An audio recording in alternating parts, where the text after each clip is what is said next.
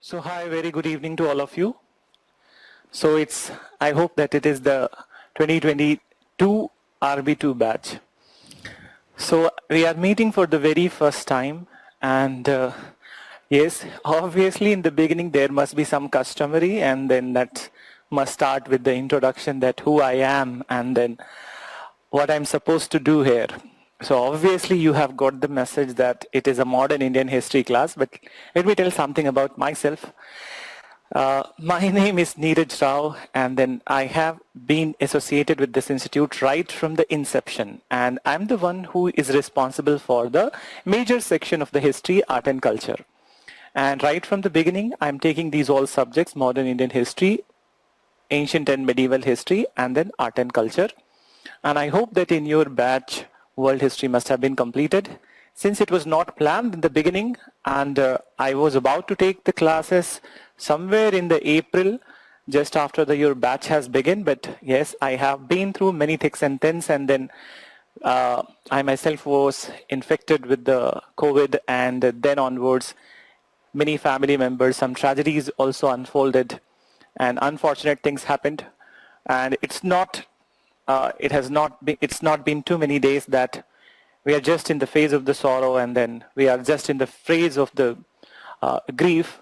But since the God spared me to be there in this world to do the work that I was doing, so I was thinking that I would not be joining the institute too early, but what I will do. So I decided that I would be coming back to the institute, and then I have joined. So I never thought that I would be giving this kind of introduction in the classes, but still, it's a loss that can never be repaired. And I'm not going much into that because you don't know me, and on the very first day, I'm sharing these things to you.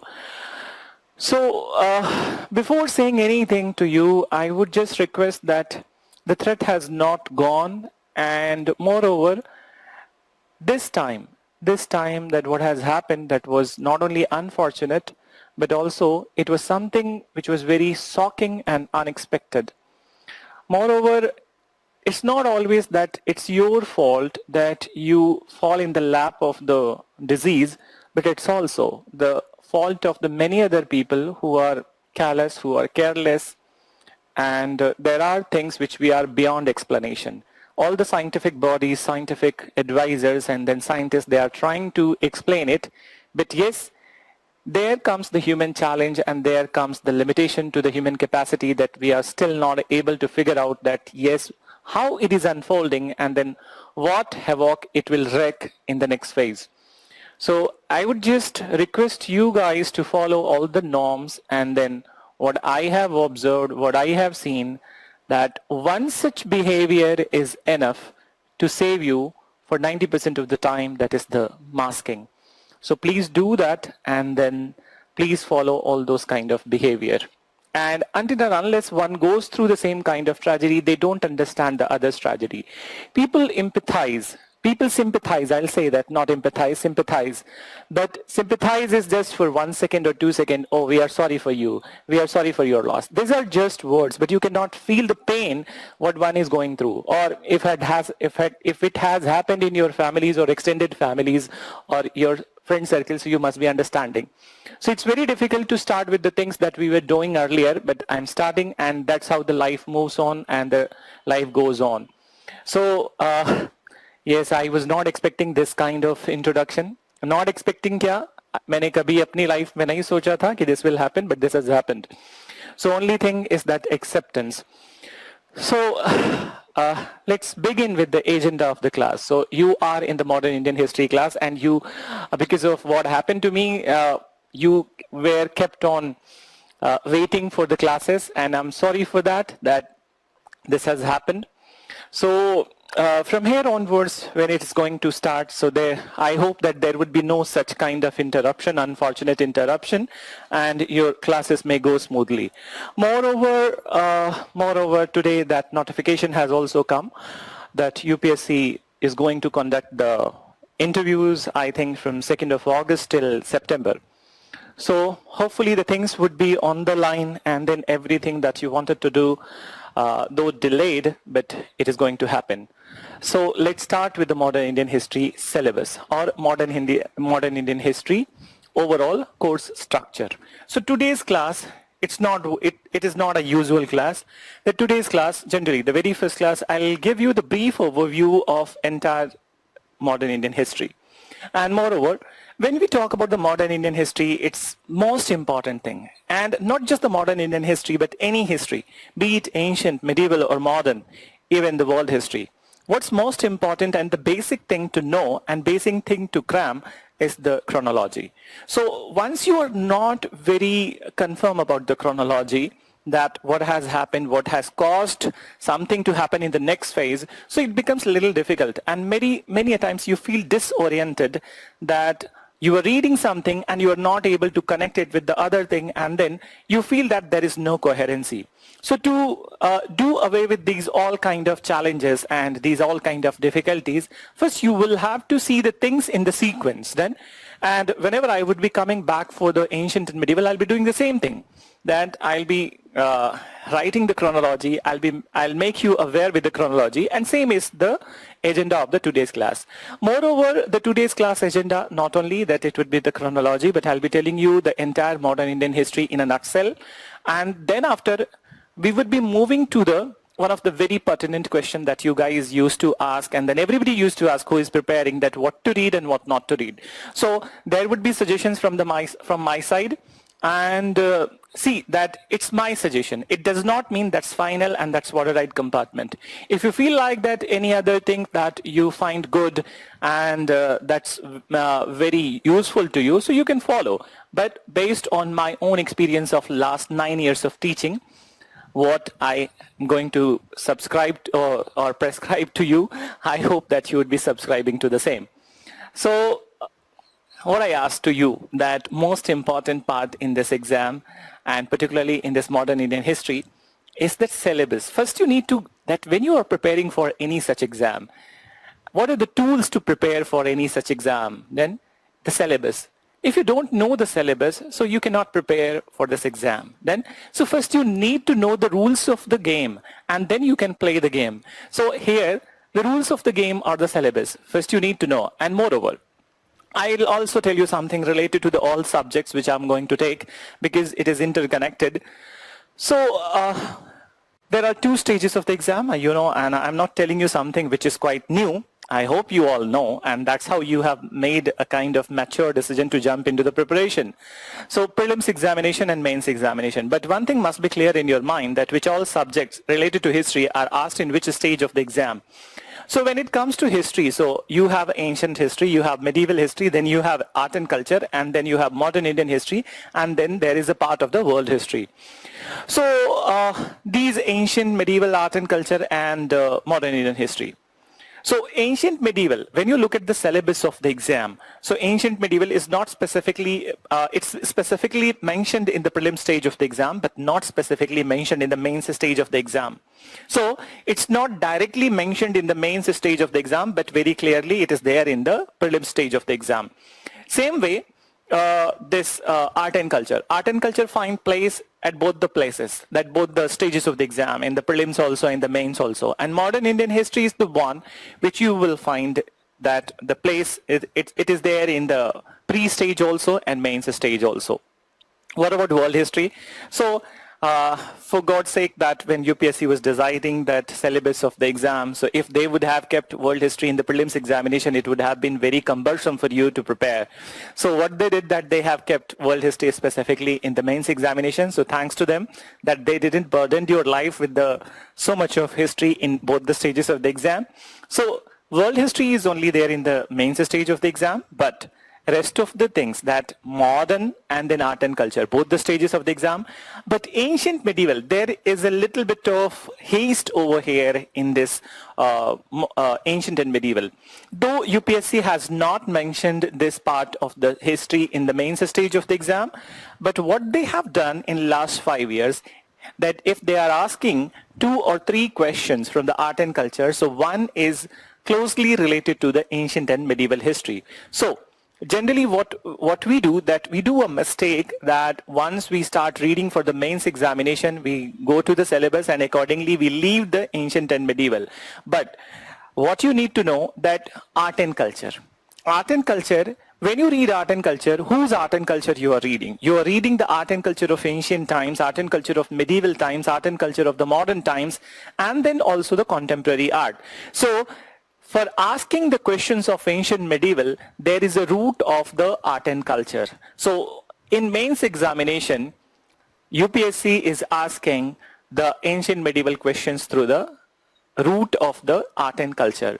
So what I am trying to say to you in simple words, that you will have to prepare these subjects, ancient medieval, art and culture, and modern Indian history in both the stages of the exam, and then you have been relieved from reading world history in the prelim stage of exam. You will be reading it in the mains stage of the exam.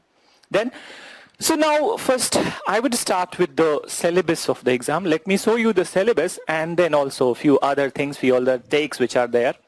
So I would connect. Just give me a minute that I would connect it with the air server.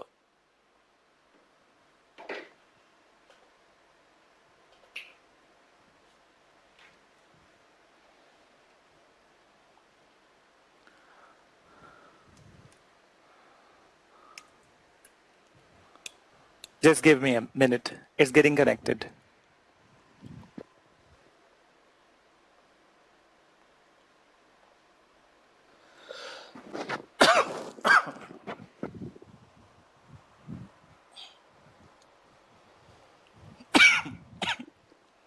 Sorry.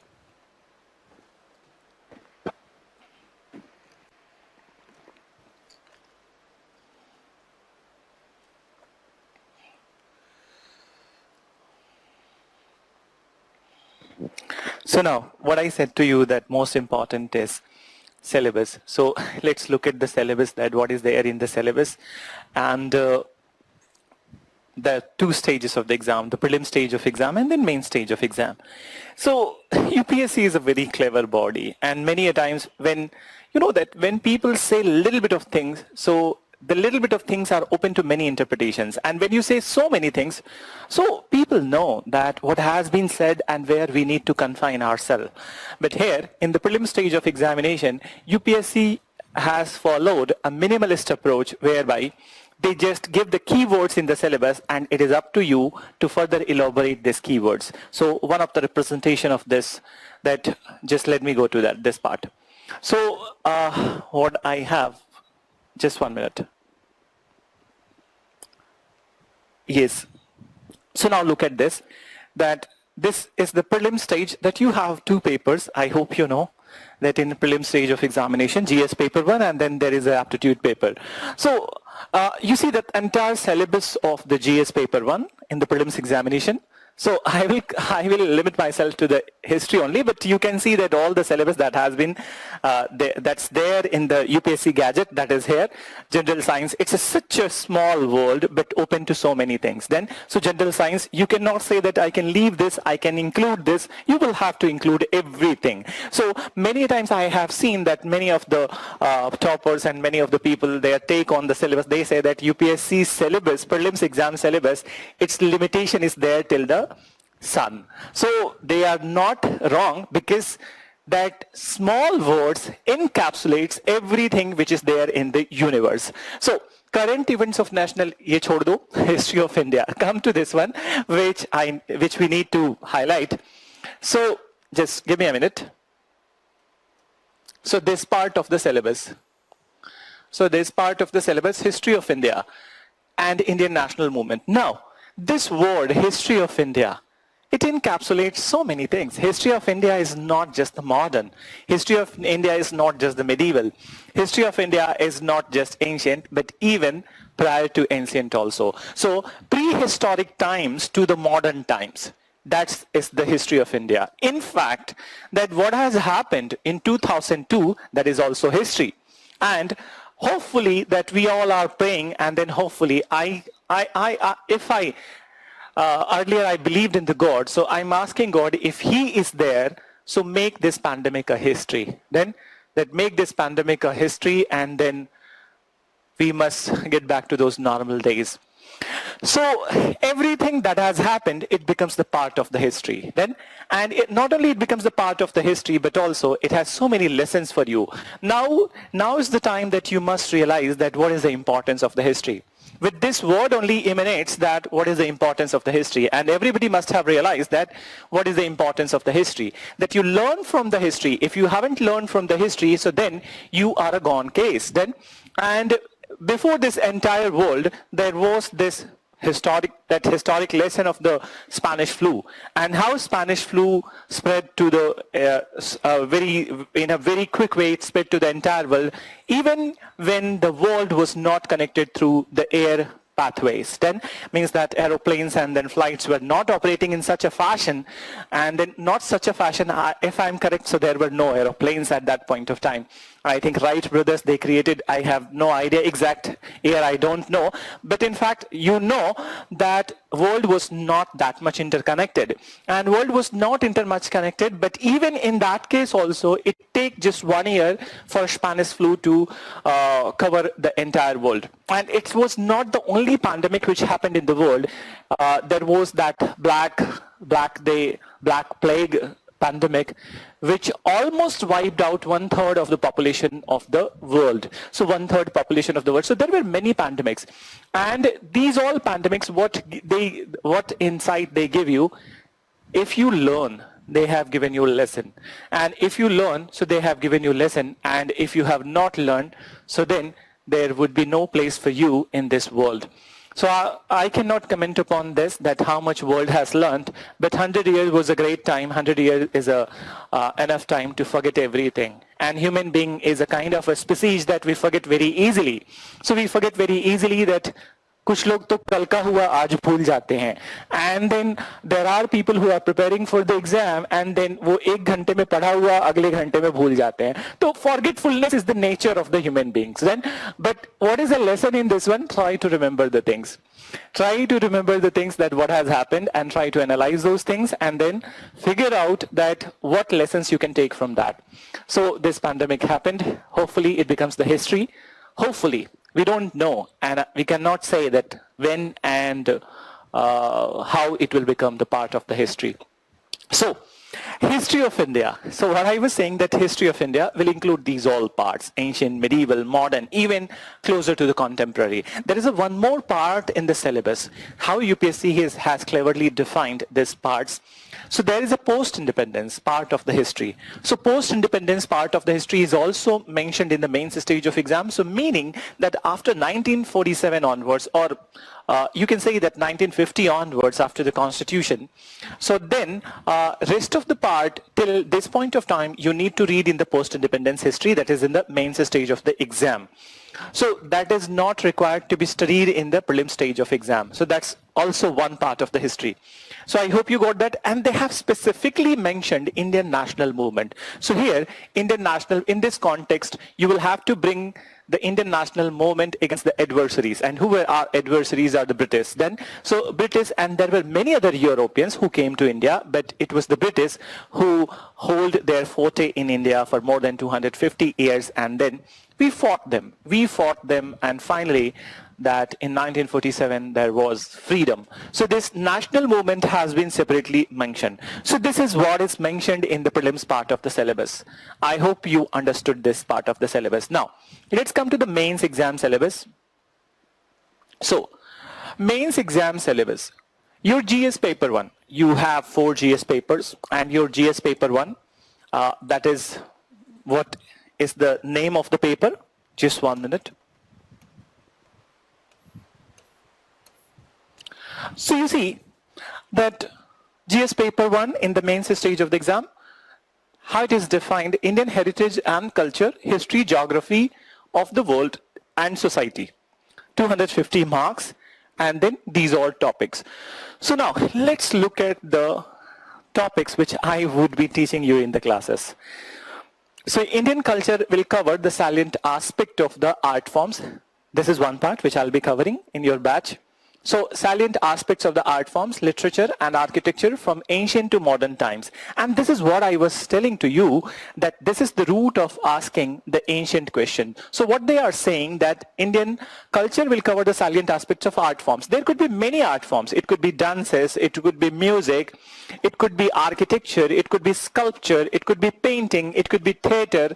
So these all are the art forms. Then art forms and literature. What is literature? You have Sanskrit literature. In fact, every classical language they do have literature. In fact, yesterday there was a meeting between the Honorable Chief Minister of the Bombay, Uddhav Thackeray, and then Honorable Prime Minister Modi, and Thackeray Sahab demanded that Marathi should be given the classical language status.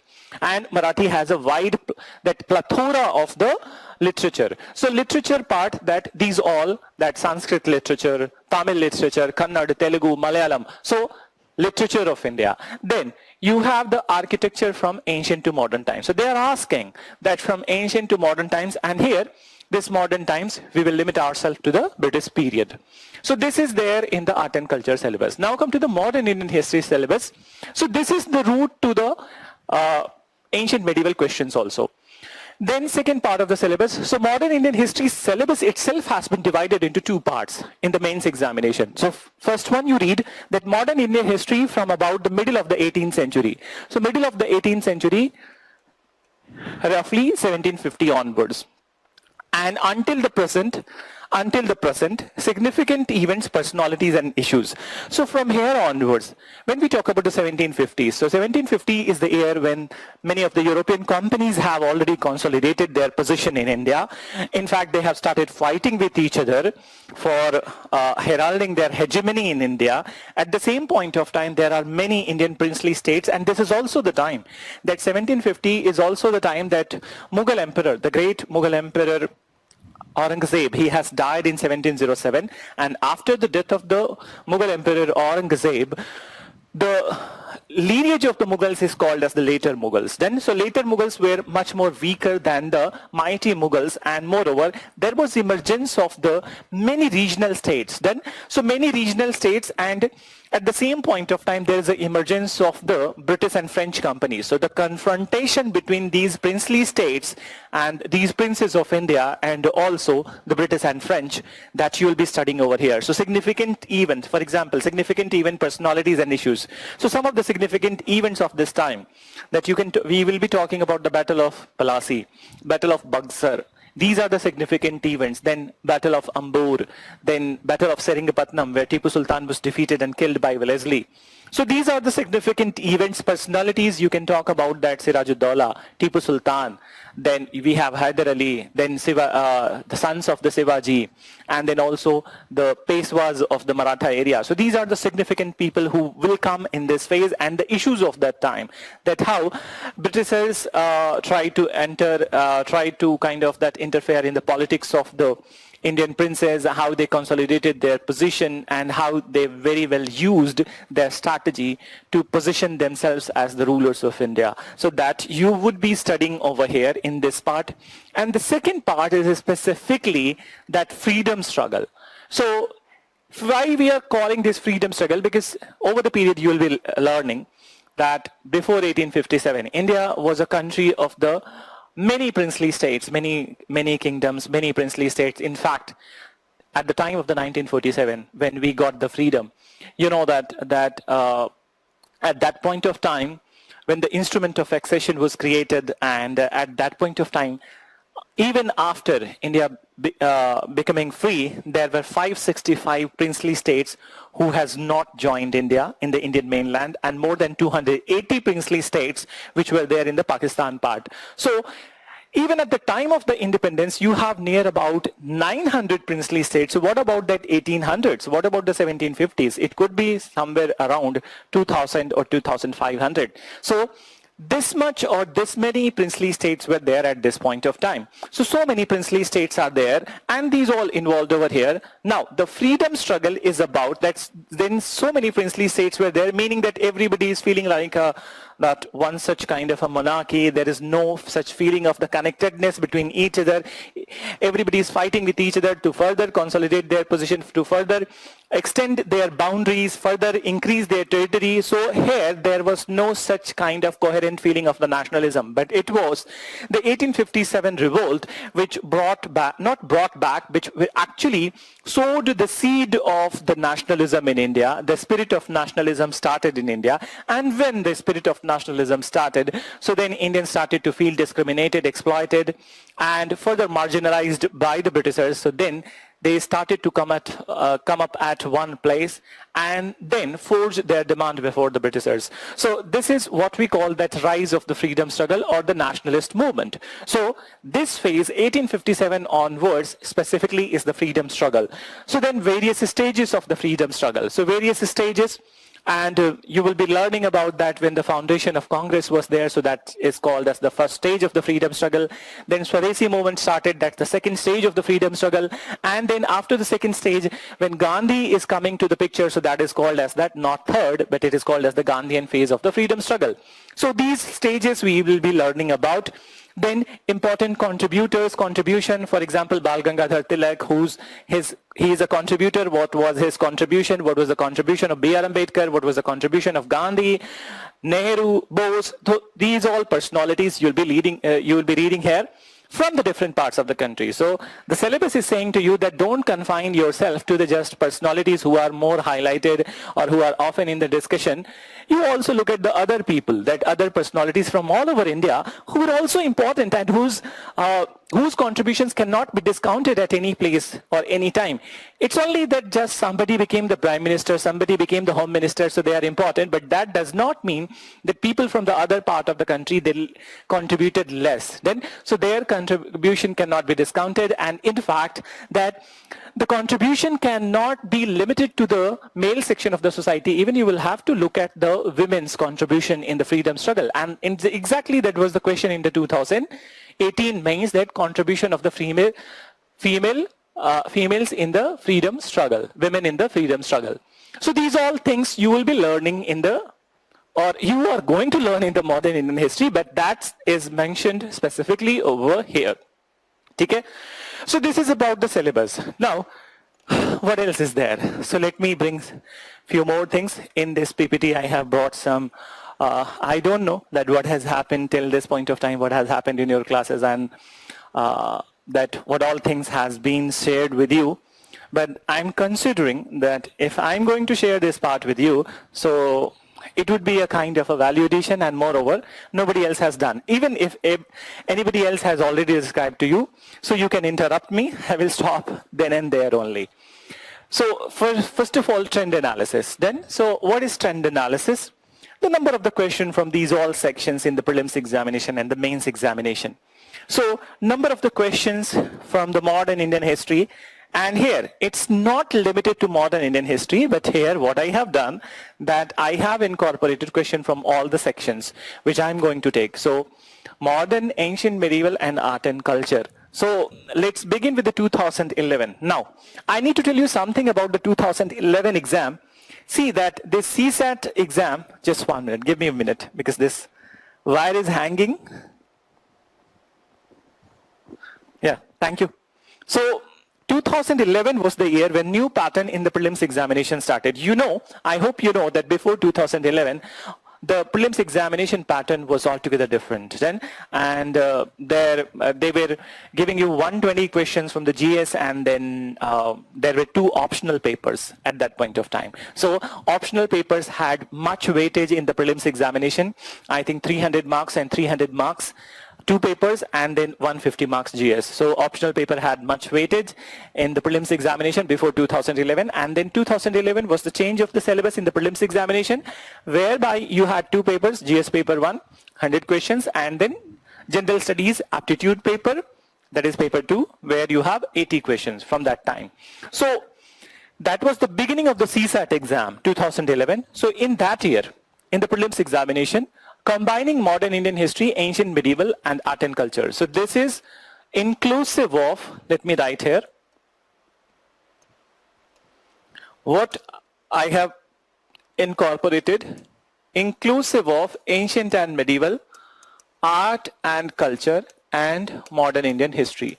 So you have 100 questions in the exam, and out of the 100 in 2011, 15 were from these sections: ancient, medieval, art and culture, and then modern Indian history.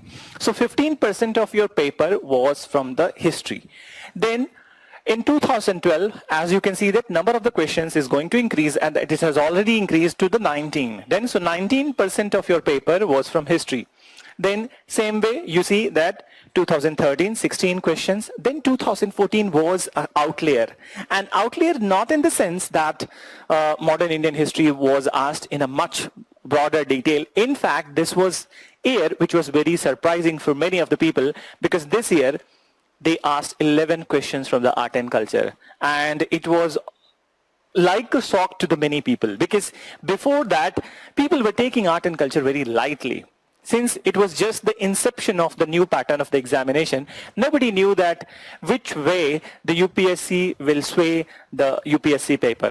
So this is how they got to know that you cannot afford to leave any section in the prelim stage of the examination. You never know that when a particular subject which is already neglected from many years, they have not asked large number of the questions, and one fine year it becomes the favorite of the UPSC. So your UPSC is thus this way unpredictable public service commission when it comes to the terms of the number of the questions that they would be asking from a particular section.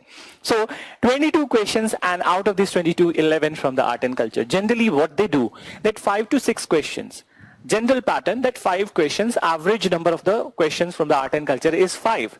But it is increasing more than double. It was surprising. And general number of the questions from the modern Indian history, it is 8 to 9. So every year paper you will be seeing that 9 to 8 questions, average 9 to 8 questions from the modern Indian history, 5 questions from the art and culture, and 4 to 5 questions from the ancient and medieval. So this is how UPSC, that if we average out these all years, so then that's how the number of the questions were asked. And in 2015 you have 16 questions, and then 16 17, and then 17 15, and then 21, then 16, and then there was 2020. So 2020, let me write how many questions, since this PPT I created before 2020 exam, so I have not incorporated. So here you had 18 questions this year. So these, you can see this trend, and then you can say that average you can expect 18 questions from the history section in the prelims stage of the examination. So history section, that 18 questions from in the history section of the prelims examination. Now let's come to the mains part. This is the part of the mains. So let me erase few things. Give me a minute.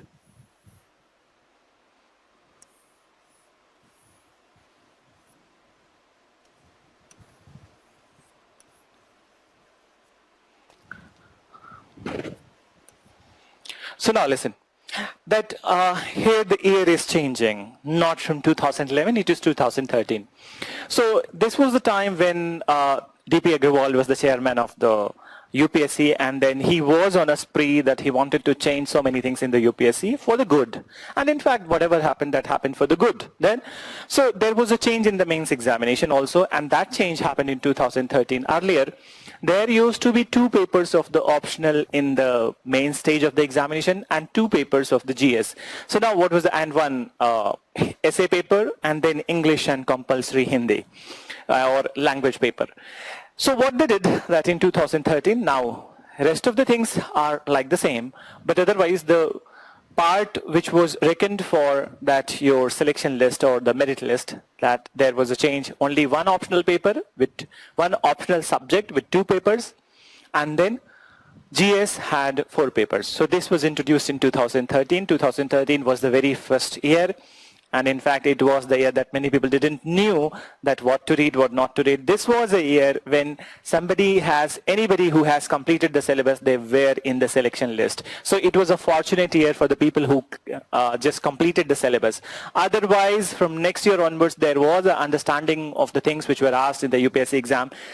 Let me share one thing, that one such place where so much of confusion was there in the very first year, that people all the time, they kept on reading ethics paper, the paper 4, that ethics paper.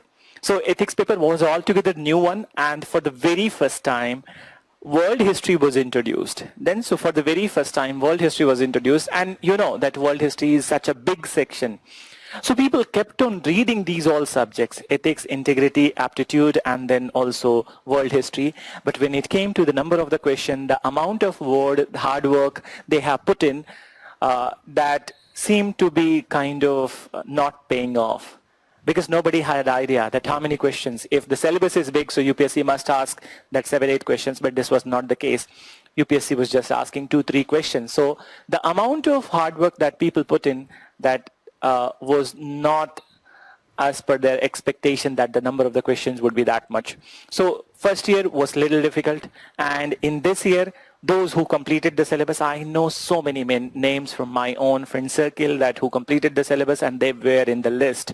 So let's look at the number of the questions. So in the very first year, 2013, and this is inclusive of art and culture and modern Indian history. And as I said to you, that art and culture, through the root of art and culture, they are also asking the questions of the ancient medieval. But specifically, as it is mentioned in the syllabus, I'm mentioning the art and culture only and MIH.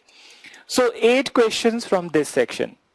So 8 questions from this section, and in 2013, there were 25 questions in the paper 1. So 25 questions in the paper 1, not like the today's time when you have only 20 questions. So 25 questions, so 10 marker, each question 10 marker. So it comes around 80 marks. Then, so out of 250, 80 was from the modern and then art and culture, excluding the post-independence and world history.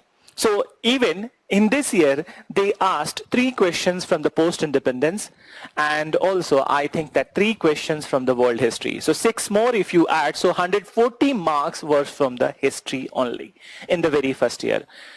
Then second year also the same trend, but 2014, 20 questions. Here 25 questions were there, but here 20 questions. And 20 questions, so one question is 12.5 marks. So meaning that 8 questions would be 100 marks. So 100 marks this year. Then 2015, from here onwards, it's all that these all years 20 questions. So 7 questions, then 87.5 marks. And then 2016 was such a kind of surprising year for many people, including that many in my own circle, that we were expecting so many questions from the history and art and culture. But this year they asked very less number of the questions from the art and culture, and then also the this modern Indian history. So 2 questions from the art and culture and 3 questions from the modern Indian history. Same was there in the 2017, and they increased a little bit in 2018 and 2019. So 6 questions. Then, so 6 question means that 12.5 into 6. I hope that you can do the calculation. Then 2020, this year was also very surprising. This year was also very surprising because this year the 8 questions, but you know, out of these 8 questions, 5 from art and culture. Again, UPSC has thrown the surprise before the people, art and culture, and ideally that 2 questions of this art and culture, they were from the ancient and medieval route. Then, so over the period when we are further advancing into the syllabus, we'll be discussing these all questions also, many of these questions that we will be talking about, that how to, that what to incorporate in the answers, and discussion of these questions will give you the insight that how you would be writing answers then. But yes, I would be limiting myself to my own subject. I would not be giving you any insight about any other subject, which I can do, but that's not my agenda, and that's I'm not entitled to. So the other people will also be contributing. So your polity teacher, your other subject, geography teacher, everybody would be contributing in their own way. So time and again, I would be discussing those questions of the prelims examination also and the mains examination also. So I hope you are so far with me that about the trend analysis, and it has gone deeper into you. So let's move to the next part. And one more thing that many of you will start asking, that these PPTs are already there with the management and the administration.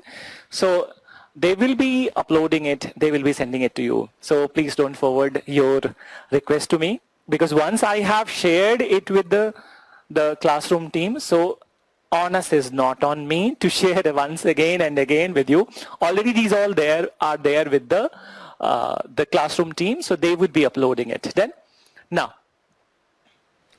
this is what I was saying, that if anybody else has discussed in your batch, so I will not discuss it, but if not discussed in your batch, so then that would be fine. So I just want to know that this cutoff marks in the prelims examination, has anybody discussed in your class? Because this is important. I feel that this is important. Then, so if it is discussed in your class, I would not further build upon this. But if it is not discussed, so then fine. So I'm waiting for your response that if it has been done, if it has been done in your batch, so I will not move with the same. And not everything I would be discussing over here, but there are. No. Okay. Thank you to all of you. So let me discuss it.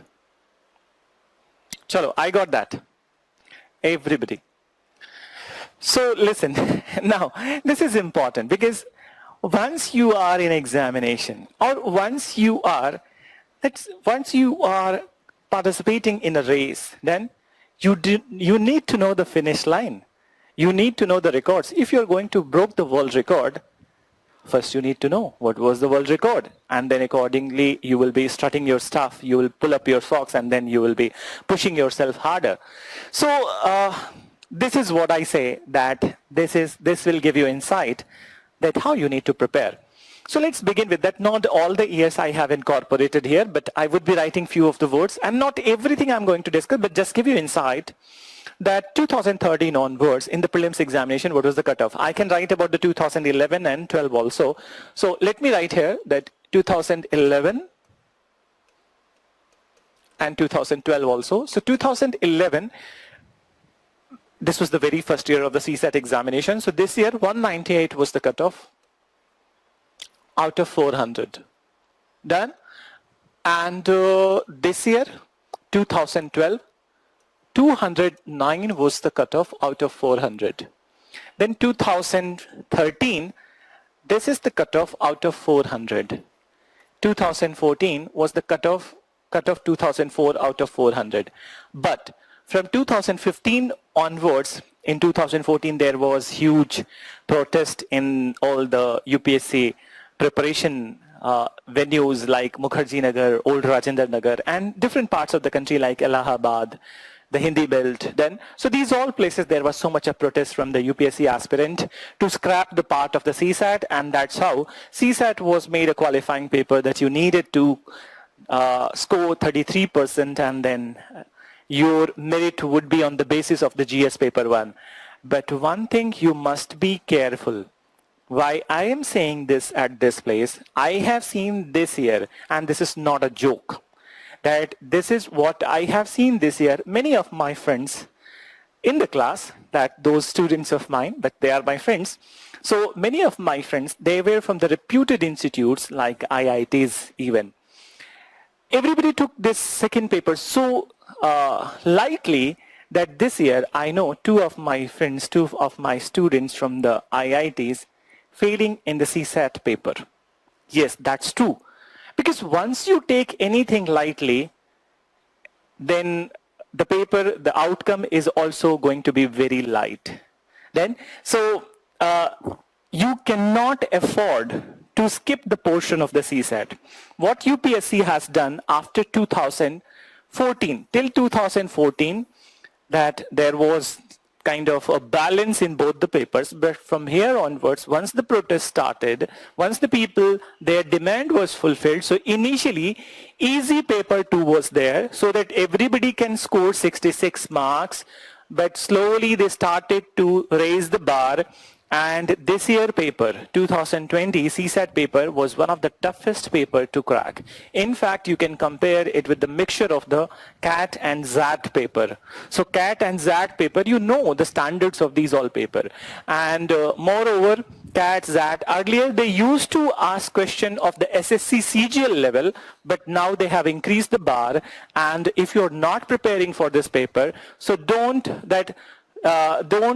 hope that just by studying the GS you are going to clear the exam. You need to be careful about the CSAT paper also. So that's one disclaimer which I wanted to give you in the beginning itself. So don't take the CSAT paper lightly also.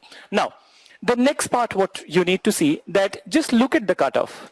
So look at the cutoff, and earlier when there was a 400 marks cutoff, so 198, how much percent? 49% of the paper. 209, so you needed to score near about 54.5%. And this was the year, 2000 was the year which was outlier, because this year UPSC CSAT paper 2 was very easy, and it was closer to the easiest CGL paper, SSC CGL paper. It was like easiest SSC CGL paper. Moreover, it is also said that initial 4 years of the CSAT examination were the golden age for the engineers, because they never prepared GS1 and they never prepared GS2 also, that CSAT paper also. Only on the basis of the paper 2 they were clearing the exam. Let me give you one example from my own family. My cousin, he just jumped into the exam. He was that in after passing out from his engineering college, he was in internship just 2-3 months, and then he said, "Bhaiya, I want to jump into the exam." And then he jumped into the exam without reading the GS paper, anything in the GS. In GS he scored 48 marks, and in CSAT paper he scored 196. He cleared the prelims exam. So he cleared the prelims exam 244 marks. So this way, people were getting marks like insane. It was really insane that some engineers were getting 186, 189, 190, 198, 196. The paper was so easy for them, and that's what hurts the most. Yes, it's not an exam just for the engineers. Don't take it to the heart. Many engineers must be there in the class, but it was not the exam only for the engineers. So there was a requirement of the restructuring in the paper, and that happened. So that happened, but with a catch. So the relaxation was just for 2-3 years, and then they have started to raise the bar. So be prepared for the same. So now, this year, since the paper was easy, so cutoff was very high. Then you see that 2014, this is the year when Ira Singhal was the topper. And you know how much marks she got? That Ira Singhal, she got 204.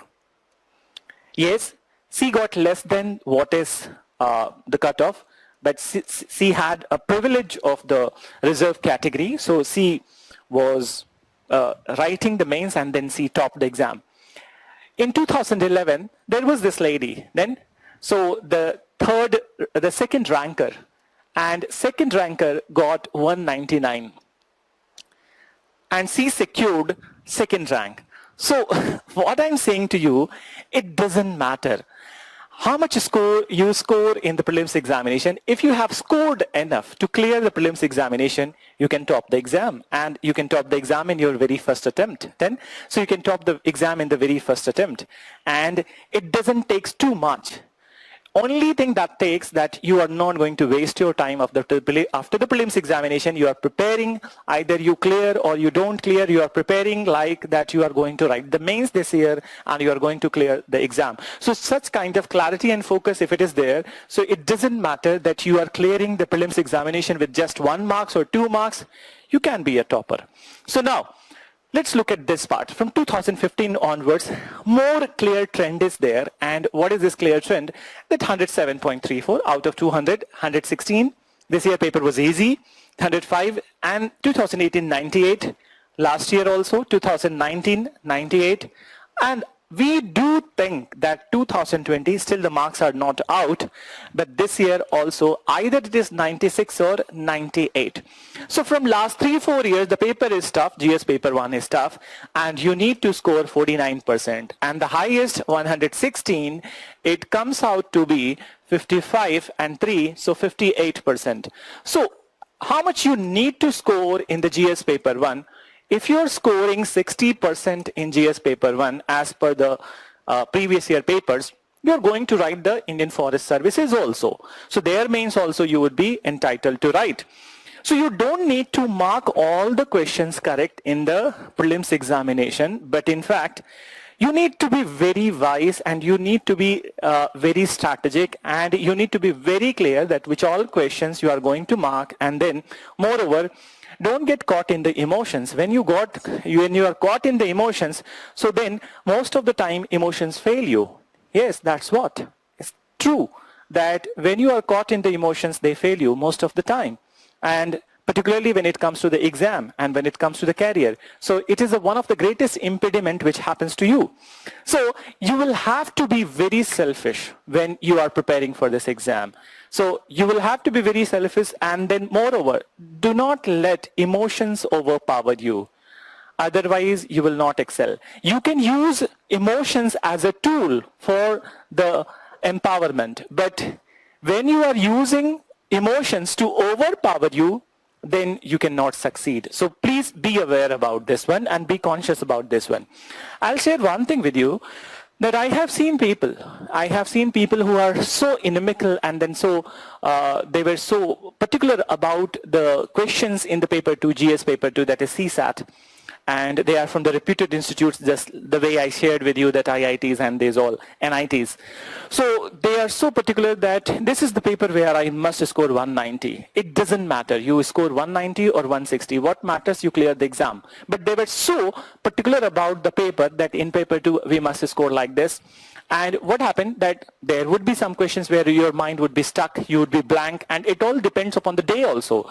On a particular day, how your mind is functioning, how well you have taken sleep before that day, and then also there are many factors that goes into that exam. So on that particular day, your performance, your mind is blank and it's not functioning the way you wanted.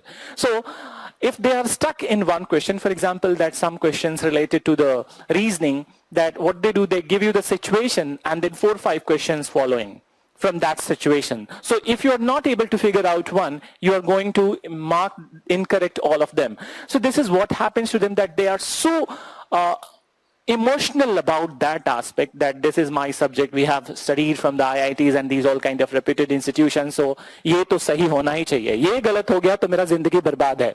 So what they do, that second thing they do, that जिंदगी बर्बाद है, that in that particular question they keep on spending more of their time, and the easier question they leave, they are running out of the time, and finally they have run out of the time and they have ran out of the selection list of the prelims. So please don't do this mistake. Don't be emotional in this paper. Be rational in this paper, that you need to score 60%.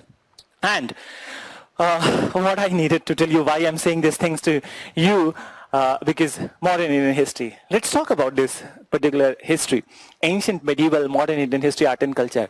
Can you tell me that anybody in this class who has studied enough, and those who are from the graduates in the history, can you tell me one book or even 2-3 books where entire history would be there, or you can get you can grasp entire history? That is not possible. So that is not possible to go with the entire history in one such book, and even you are jumping from one book to another book and so many books, even in that case it is very impossible.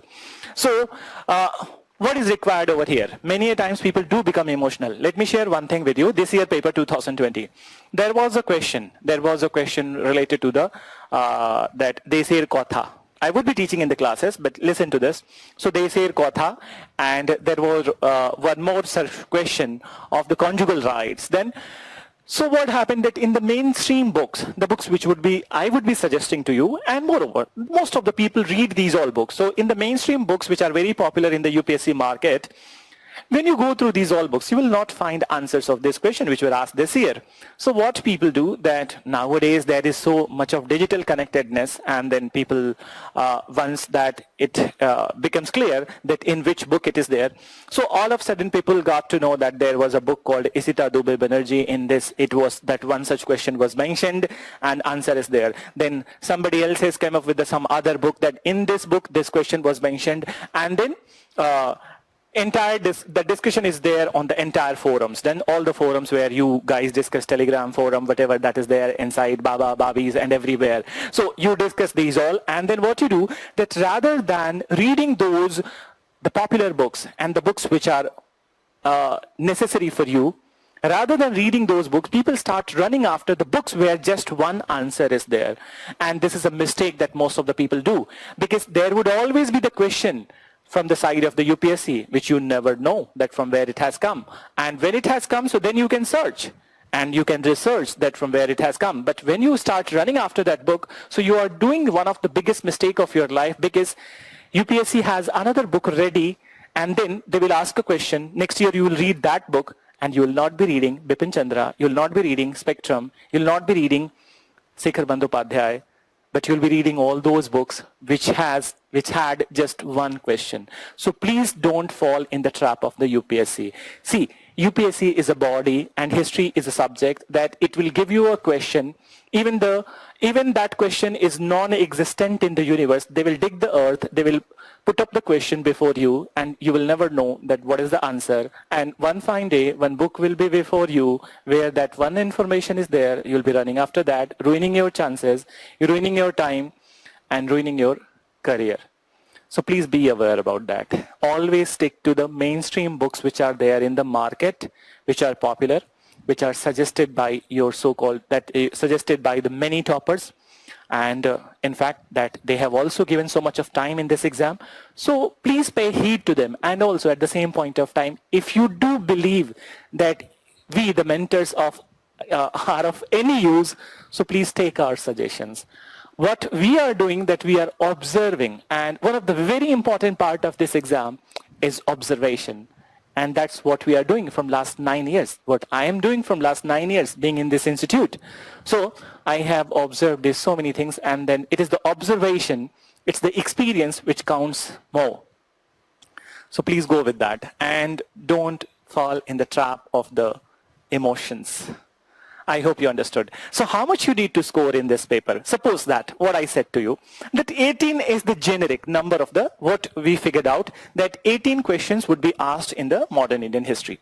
So 18 questions in the modern Indian history and art and culture and ancient and medieval, average number of the questions in the prelims examination. So what if you don't know the 3 questions? That's fair. Out of 18, if you are able to correct 14 or 15, that's fair. Don't kind of curse yourself that if you're not able to mark the right answers of the 3 questions. Same way, there are 6 subjects. Let's do this calculation. Just 1 minute. So there are 6 main topics in the prelims examination. And if you divide these all 6, then so it comes somewhere around 18 to 17 questions then. So in each and every section, if you are able to mark 14 questions, then so 14 into 6, then so 14 into 6 hits good chunk of the questions you are going to mark correct then, and that would be enough for clearing this examination. So you cannot target for that 200 में 200 ही मिलेगा. I'll share one thing with you. I was also aspirant like you, and then I was in very first year of mine. I was just preparing, and then after the exam, I was also so much worried that this much marks I'm getting in the prelims examination, and then will I clear or not?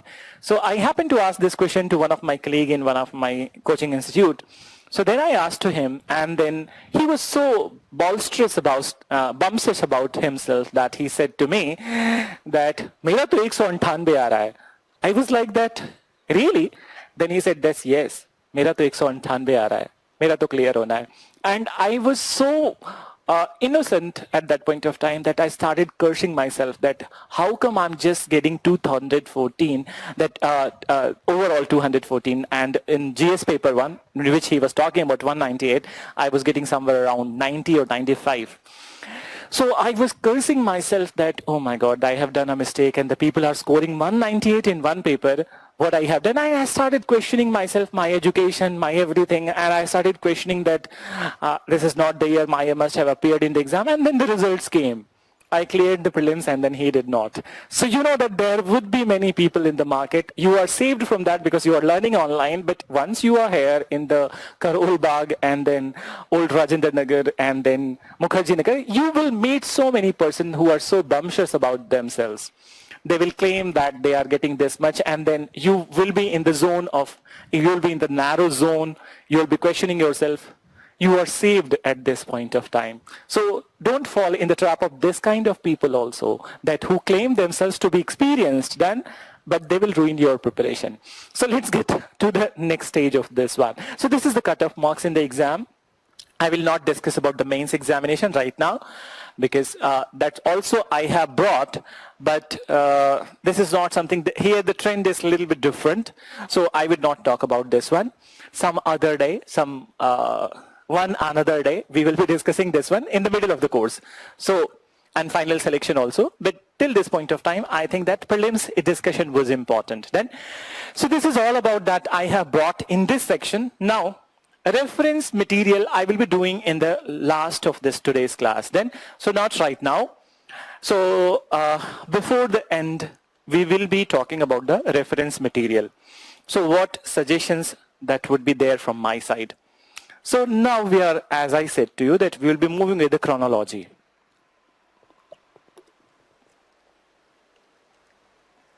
So give me a minute.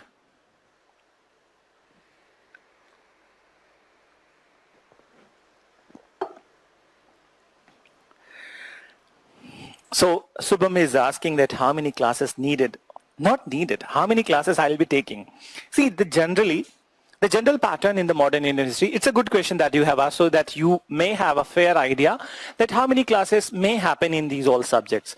So right, that as per the trends which were there in the offline classes, classroom programs, I'm telling you that numbers, because in online classes it is increasing, because the communication which is between me and you or any other mentor or you, it takes a little bit of time, and many a times that we have just for example, that yesterday there was a server issue and that was all over the world. For 1 hour, all over the world, even the servers of the giants like Amazon, Google, everywhere, it was kind of crashed, and 503 error was showing. So there are many technical issues also. At the same point of time, face-to-face communication is not there. So there is a lag of that. Even being faceless makes you, that it gives you opportunity to ask hell lot of questions. Even there would be many questions that you can address yourself, but you keep on asking, you keep on putting to the response screen. So these all are the things which makes the number of the classes increasing little bit. So the general, that in offline classes, modern Indian history it gets completed in 22 classes. So MIH in 22 classes and MIH in 22 classes. This art and culture, 12 to 13 classes. So 12 to 13 classes for art and culture. Modern Indian history, 22 classes, 22 classes, and ancient and medieval, 12 to 13 classes. So if I take the maximum, if I say the maximum, so 13 art and culture, 13 ancient and medieval, that becomes 26, and 22 modern Indian history. So that becomes 48. So you can expect 50 classes. 50 classes from my side in your batch. And I hope you will not be bored in the classes. So let's see. Only time will tell that how bored you are going to get in the classes, or will it be interesting enough for you to jump into the more in-depth reading of the history. So yes, Vaibhav has asked that offline mode, no idea Vaibhav, because it's only the pandemic which is deciding that how the life will return to the normal. And we don't know. Nobody knows that when it will return to the normal. So let's see that what happens after the vaccination, as government has already said that after 28th of June, there would be more availability of the vaccines. And this is my request to you, that after the 28th of June, any of the vaccine, don't run after that, any of the vaccine, if it is available in your area, just get vaccinated then and follow all the protocols. If you get vaccinated, so then it will be easier for offline classes to start. Maybe the rule would be for the offline classes when it all starts from August, if all is well. So if it starts from the August or September, so then maybe the rule would be that those who have got vaccinated, that those who have the certificates, they can come to the classes, and those who have not, they will remain in their homes. So this could also be the one rule. This is what I'm telling you. I have no discussion with the management. This is my idea. That's what I would be suggesting to the management. That those who got vaccinated, they can come to the classes, and those who have not received any dose of the vaccine, they will have to sit back at the home. So my request to you that please get vaccinated. After 20th of June, I know it well that availability of the vaccines are going to increase, and each and every vaccine, in fact, that Sputnik would also be available. So get yourself vaccinated. So what about the post-independence history? Subham Aditya has asked. So Aditya, Subham, that post-independence history, see that there are faculties that two faculties, so I don't know that one is me and then one more faculty is there. So I'm not commenting upon this because anybody can take in your class. So that's why I didn't said confirmly to you that this section would be taken by me. And if I will be taking the post-independence, so definitely I'll be telling you that kaise prepare karna hai. But right now I have no idea that who would be taking the classes. It will depend that how many batches are there and then how much traffic is there in the vision.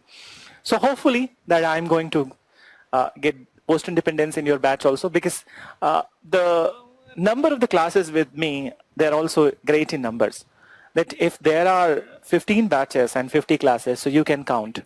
And this last 2 months when I was away from the institute, I was also worried about my students, that last year students and also this year students, which is including you, that you must be waiting for one of the very important section in the exam, modern Indian history. So let's start with the chronology of the modern Indian history. So here what I'm going to do, today class, you don't need to write anything. And moreover, there would be few words. Once I'm going to tell you the story, entire modern Indian history story in in a very brief fashion. So here, some words would be there, some technical words, that some words may seem technical to you. So you don't need to jump into the asking that iska matlab kya hai? What is the meaning of this one? See, that today it is a story. And that entire story would be declassified, and further I would be elaborating upon these all stories one by one in each of the classes. So there I would be explaining all those terms in the entirety. So today you just need to listen then that what is going to happen, what has happened in the modern Indian history, so that you have a fair idea that how it all started and how it is going to come to an end. So as I said to you, that chronology is important, and we are just going to see that.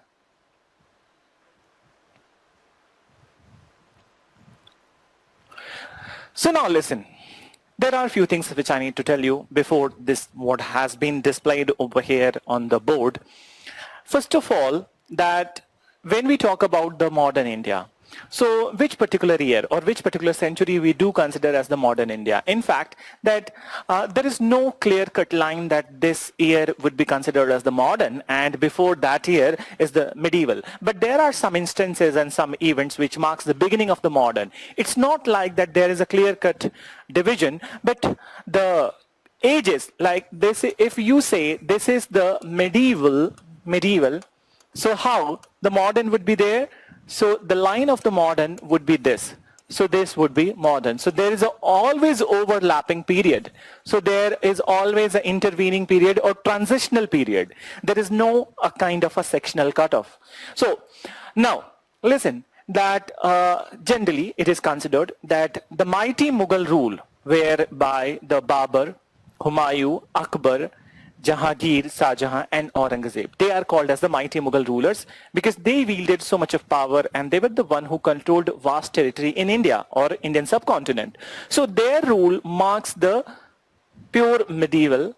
After the death of the Aurangzeb, it is said that medieval is going down. It is getting diluted, and that's the beginning of the modern age.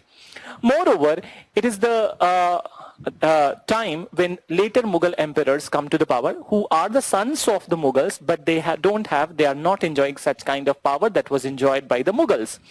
So later Mughals are coming to power, and since their power has been diluted, so there is a rise of the many regional kingdoms all over India. So 1700 to 1800, it has seen rise of the many regional kingdoms, like powerful regional kingdoms like Bengal, Carnatic, Hyderabad, then Mysore, Maratha, Punjab. So these very powerful regional states are emerging. And at the same point of time, there is also presence of some some European companies in India or European powers in India.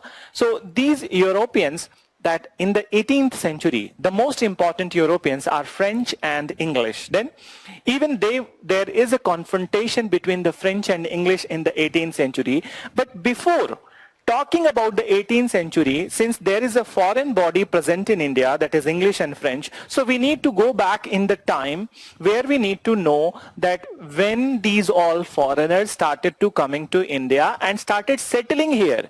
It's not like that these foreigners were not coming to India before 1498, but they were always visiting the country named India or Indian subcontinent right from the inception of the history.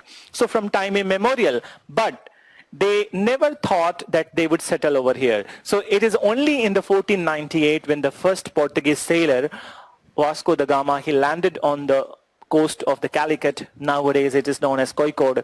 So in Kozhikode, when he landed, so that marked the beginning of the European settlement in India, that Europeans started to settle in India, and then they went on to create their own colonies. But behind this story, what is the reason that they started to settle over here? So, you know that what has driven the history?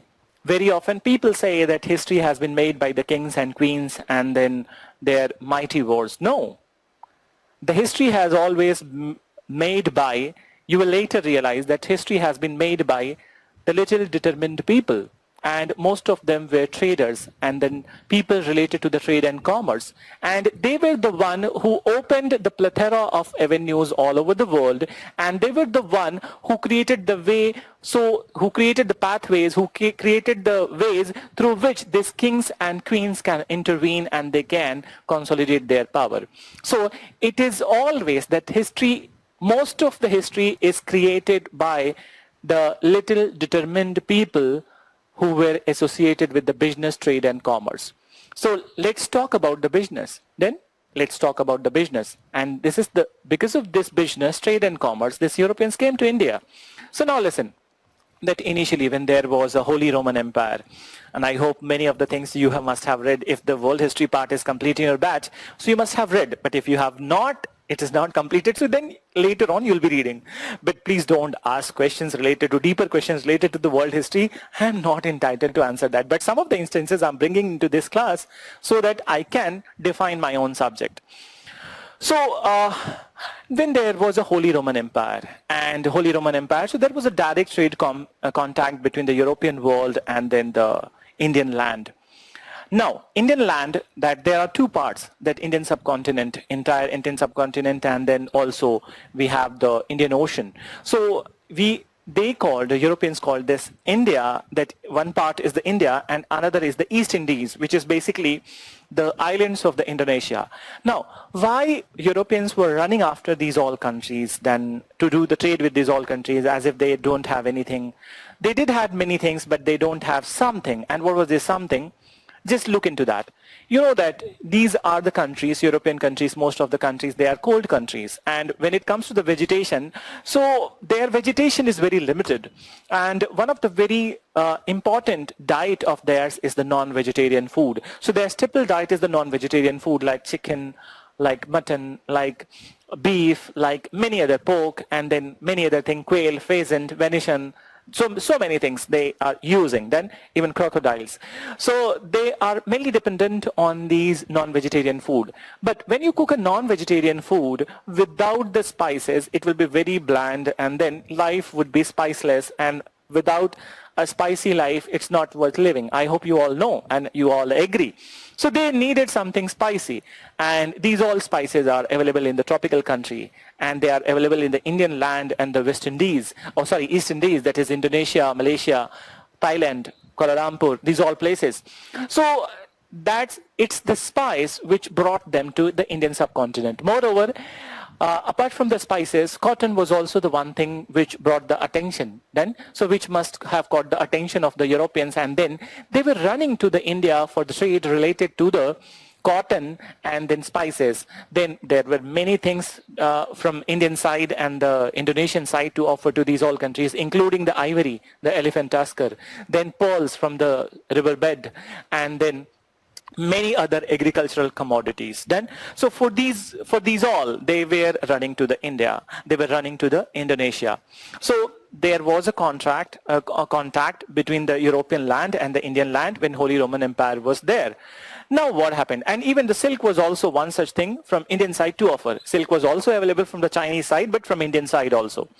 Now what happened that by the 7th century AD and the 8th, 19th century AD, the Islamic world has taken the place of with the rise of the Islamic world has taken the place of the importance of the Holy Roman Empire. And now the routes which were main routes to supply these spices and these all commodities to the European world, now they had been taken by the Arabs then, and Arab emerged as the most powerful people in this area. Now what happened in 1453, that the very great city of the Constantinople, it fell to the Ottoman Turk Empire. And Constantinople, I hope you know that today's city of the Istanbul, which is in the Europe, that country Turkey is in the it is in the Asia, but that Istanbul, which is the part of the Turkey, it is in the Europe. So it was important Christian city, and then it was taken over by the Ottoman Turk Empire, and it became the part of the Turkey. So after the fall of the Ottoman Turk Empire, the trade contacts of the European world, it did not remain to be direct, but it became indirect. So now what they are doing, that these Arab people, they have one advantage, that Arabians had one advantage, that they had good knowledge of the monsoon winds, and then according to the monsoons, they were trading with and that's how there is a name when you will be reading in the geography, trade winds then, because these trade winds, you'll be reading in the geography and you'll get to know that trade winds, meaning that using these winds, that trade was happening between the Arab world and also the Indian subcontinent.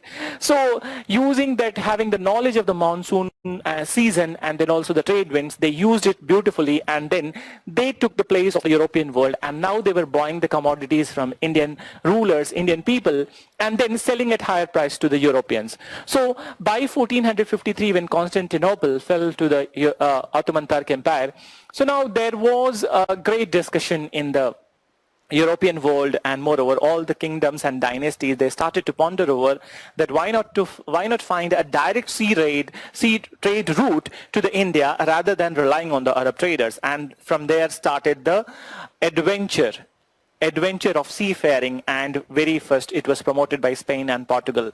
So Spain and Portugal, they both promoted it, and one of the very famous king was the king of the Portugal, Henry the Navigator. We'll be talking about them. So Henry the Navigator.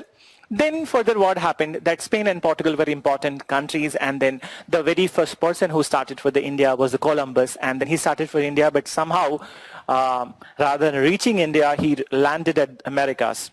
So he landed at Americas, and then after somewhere in between 1450 and 1500, there was a treaty between Spain and Portugal that is famously known as the Treaty of the Tordesillas. So as per this treaty, you don't need to write this, and UPSC will not ask you the Treaty of Tordesillas, but I'm just telling you that what happened. So what they did, that since these two countries were from the European part of the world, and you see in the map that they are the neighbors also, so they felt that they don't need to fight with each other, but rather what they need to do, they need to divide the world as per an imaginary line. So one imaginary line was created in the Atlantic Ocean, and it was said that west of the Atlantic Ocean would be explored by the Spain, and east of the Atlantic Ocean, all the land which falls east of the Atlantic Ocean, that imaginary line, would be explored by the Portuguese. So that's how Portugal was entitled to explore in the eastern side, and that's how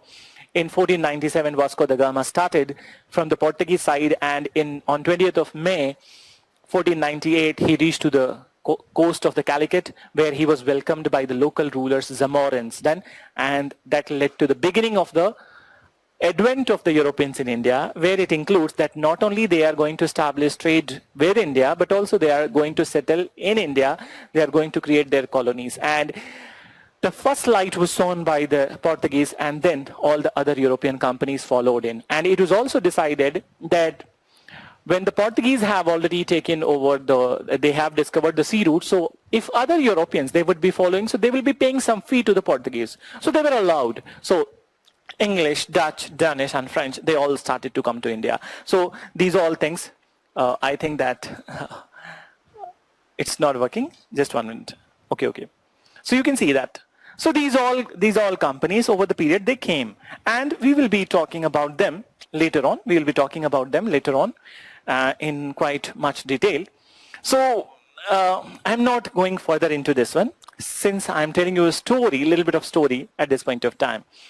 So these all companies started to come to India, and some of them survived for the long time. So though Portuguese also survived for the long time, but they didn't become a very big colonial power then. So they did not become very big colonial power, but in fact, in Goa, Daman, Diu, these all areas, they consolidated their position in a way that they cannot be evicted easily. On the other hand, French and British were very important powers and very powerful. Over the period, they became very powerful. And in fact, French and English, in 1800, they were most powerful imperial powers in the world. So their presence in India was kind of that it evoked a jealousy in both of them, and they started to fight with each other. They involved Indian princes also. So these famous wars are called as the Carnatic Wars. Let's look at the next part where I'll discuss this one. So I'd be coming back to that fight between the British and French, but first you look at this. So what I said to you, that 1707, Aurangzeb died. So after the death of the Aurangzeb, his sons, or his lineage, they became the emperors. But since these people were not very powerful, and not only the powerful, but moreover, they have lost many of their faithful people, nobles, who earlier used to stand on the side of the mighty Mughal emperors. So now they are weaker power, but still weaker as compared to their predecessors, but still they are holding a nominal symbolic rulership relation in India, and they enjoyed a good amount of respect in India. So the Bahadur Shah, the 65-year-old son of the Aurangzeb, became the ruler after the death of the Aurangzeb. Then, so they are all that these all people, some of the important people I have noted down over here, like Muhammad Shah Rangila, Shah Alam II, and Bahadur Shah Zafar. But when we would be in this topic, so I'll be discussing about all the later Mughal emperors and what happened during their period. So their period is also a kind of that, it's a period where these later Mughal emperors, they do have the threat from the emerging regional powers of India. On the other hand, they do have the threat with the British and French also. So many things will happen in this period, but finally, by 1857, one of the outcome would be that Mughals would be thrown out of the power after the revolt of the 1857. Moreover, in between, so many things are going to happen, so I'm not mentioning over here, but once we would be in the topic, we would be seeing each and everything. And few of the important events, or few of the important significant events which happened during the period of this later Mughals, that they were the one who granted the Diwani right to the Britishers after the Battle of Buxar. Which was one of such important right conferred upon the Britishers, and which further consolidated the position of the Britishers in India. So later Mughals would be the topic from where we'll be starting. First we'll be talking that in the very first class, that is tomorrow. Today is the first class, but I'm not considering it as a first class. This is an introductory class. So tomorrow's class will be starting with the advent of Europeans. We'll be talking about all the other companies and what happened during their period. And then we'll talk about the later Mughals and the decline of the Mughals. So regional kingdoms which I was talking about. So one hand, there is a later Mughal emperor, 1707 to 1857. And on the other hand, 1700 onwards, there is emergence of the many regional kingdoms. So which all these regional kingdoms were there? Bengal is one regional kingdom. There is a Awadh, which is a regional kingdom, powerful regional kingdom. There is a Punjab, which is a powerful regional kingdom. Maratha, very powerful regional kingdom. Mysore, very powerful regional kingdom.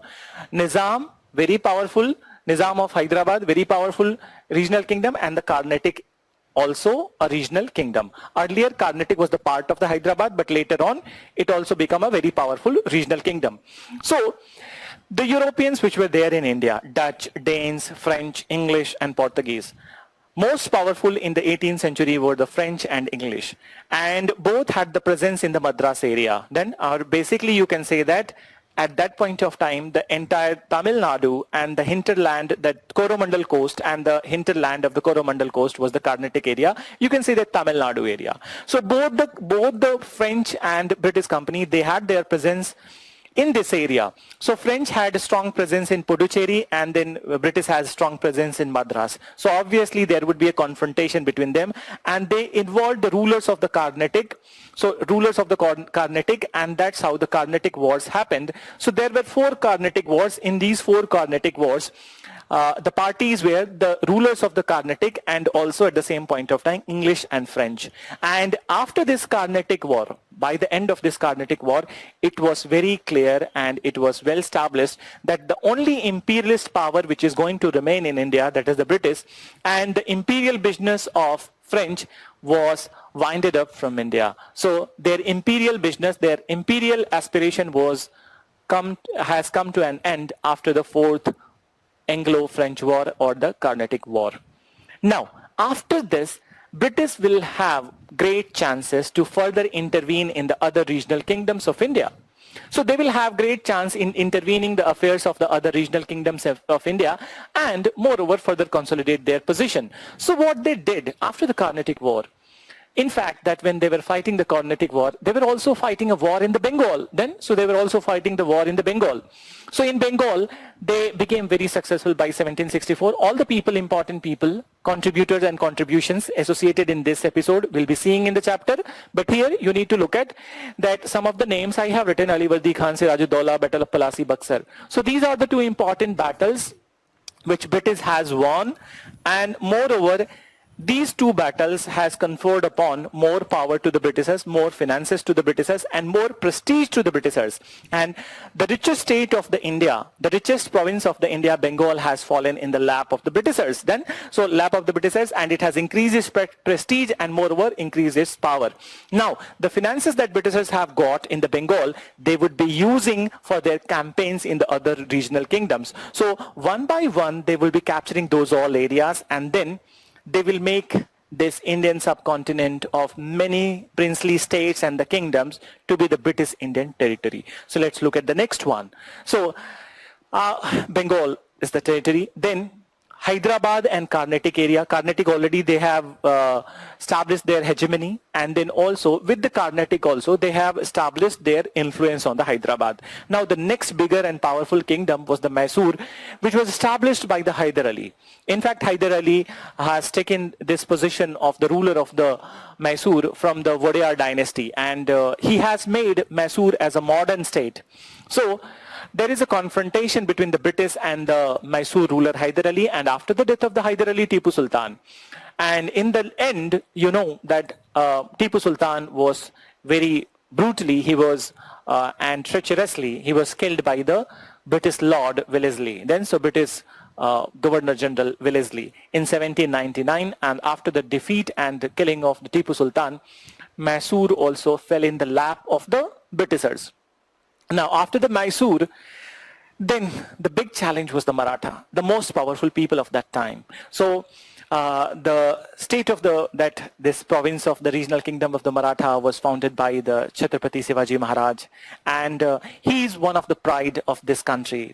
And then people always talk about him with the respect that what he has done.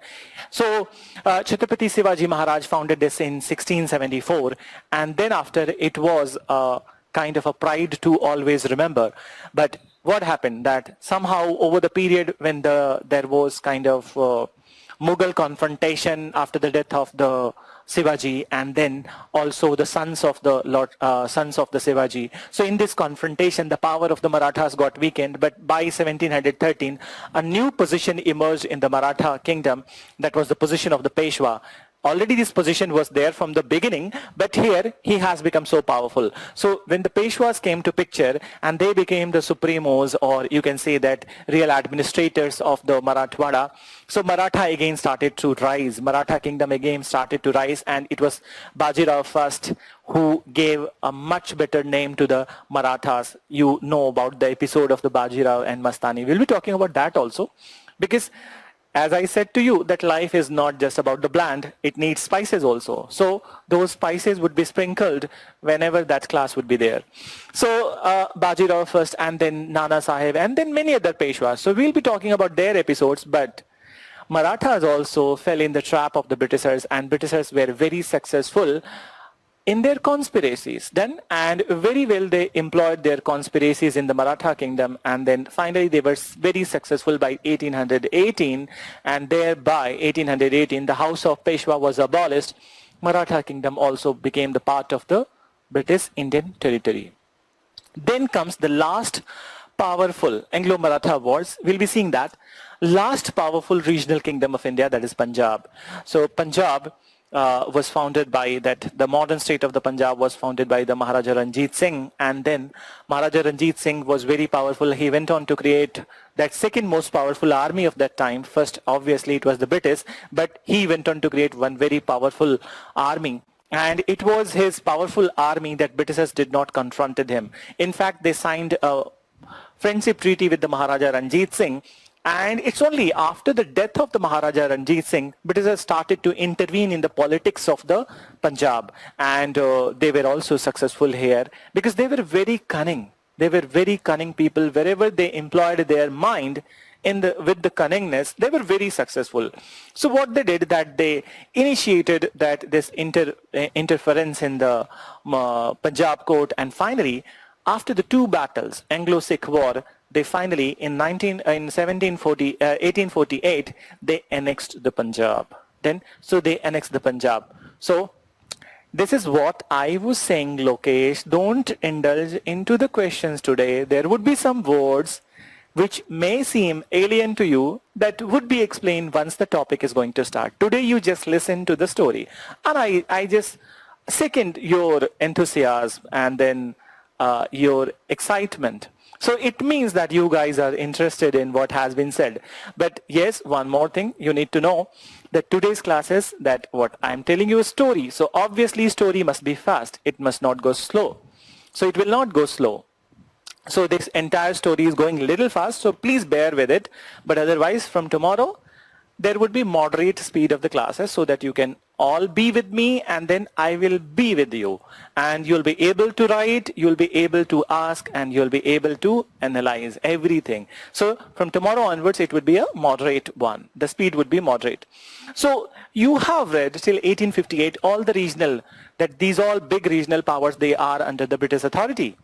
They are under the British authority. Now, it has become a British India. So the princely state Mughal India turned Mughal India, later Mughal India, and then also the big regional powers, they all has come under the helm of the British authority.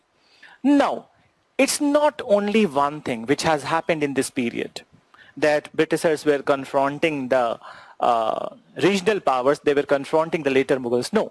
This is not only thing which has happened.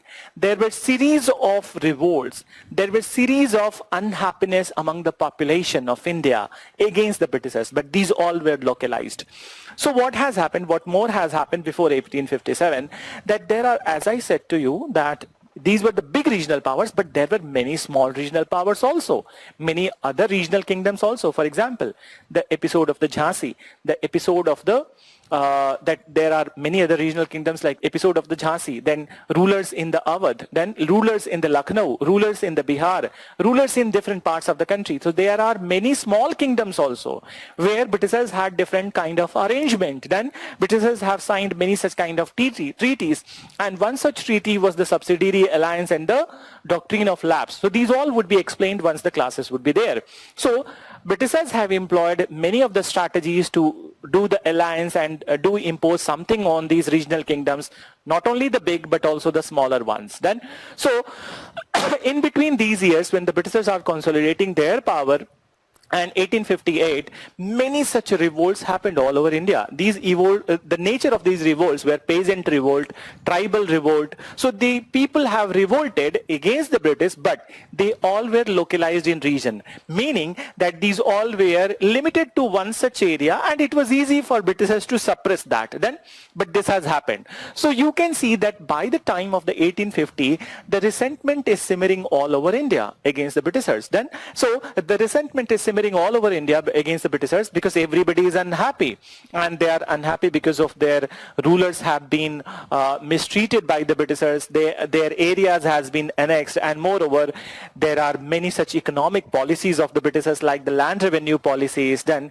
and because of the land revenue policies, many people are affected. You say disaffected, not affected, disaffected, that they were on the verge of selling everything that was theirs. So there is so much of unhappiness. Moreover, there are many other reasons, like Britishers were trying to intervene in the social affairs of India, traditions and customs.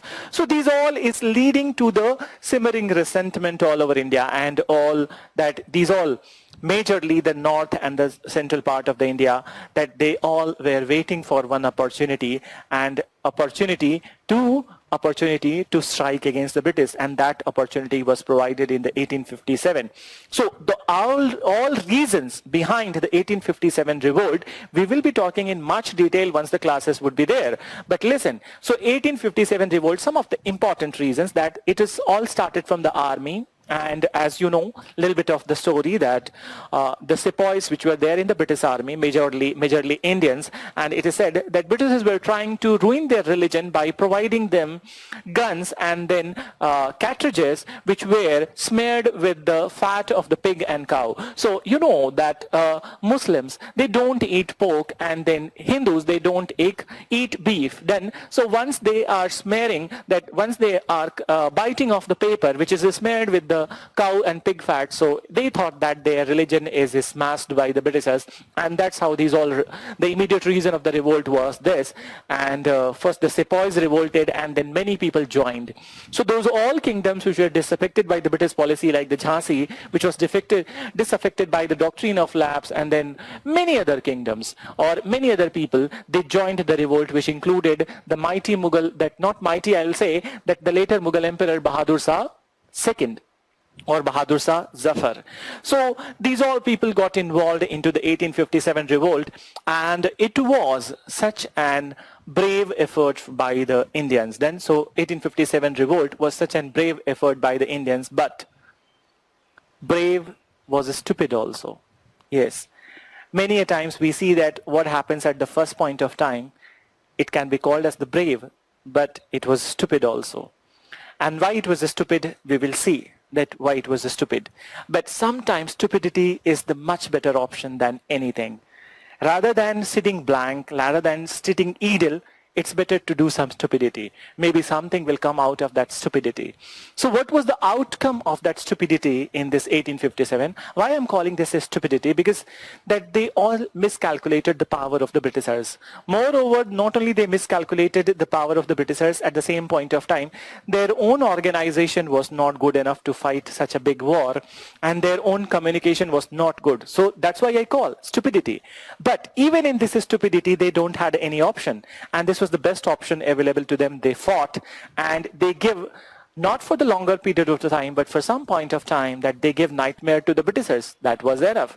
And then moreover, with this stupidity emerged that was most required. That was the spirit of the nationalism. So the greatest contribution of this 1857 revolt was that rise of the nationalism in India, and hats off to this stupidity. So once stupidity is required at this point of time, when people don't have the option, I think that Trump is doing that, asking for the reparations from the China. It may seem stupidity to all of you and everybody, including me. But what he's demanding, what he was demanding, and what he is demanding, $10 trillion from the China for unleashing this havoc on the world, that's justified. And maybe something will come out of this. Remember my words, by 2024. It's not going to be the same China, and it must pay for what it has done. And remember this word, and remember the year 2024. By that time, if I would be wrong, you can call me up, and then you can say any name to me. But remember, 2024 is the year whereby China must pay to the world, and it will pay. So let's come to the next part. So I was saying about that this first war of the independence, or that 1857 revolt. So after the 1857 revolt, the great nationalism, the spirit of the nationalism, it started to unfold in India. Indians started to feel that now is the time that they no more need to be divided, but they do need to come at the one platform.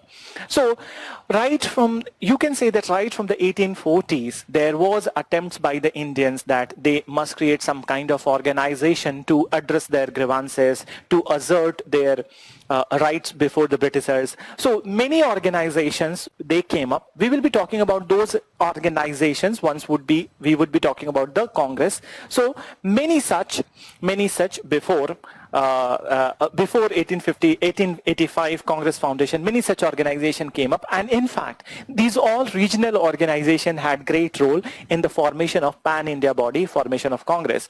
So in 1885, listen, so in 1885, Congress was created. The foundation of Congress was let down, and it is said that with the foundation of the Congress, the very first phase of the Indian freedom struggle started. Now, listen, that this very first phase of the Indian freedom struggle, that the leaders of the Congress, they knew it very well that this is the beginning, and in the beginning you cannot be very preposterous, you cannot be very bolsterous, you cannot be demanding so many things with the Britishers, but you go slow. And that's right also, that in the beginning you need to go slow, you need to observe, you need to consolidate, you need to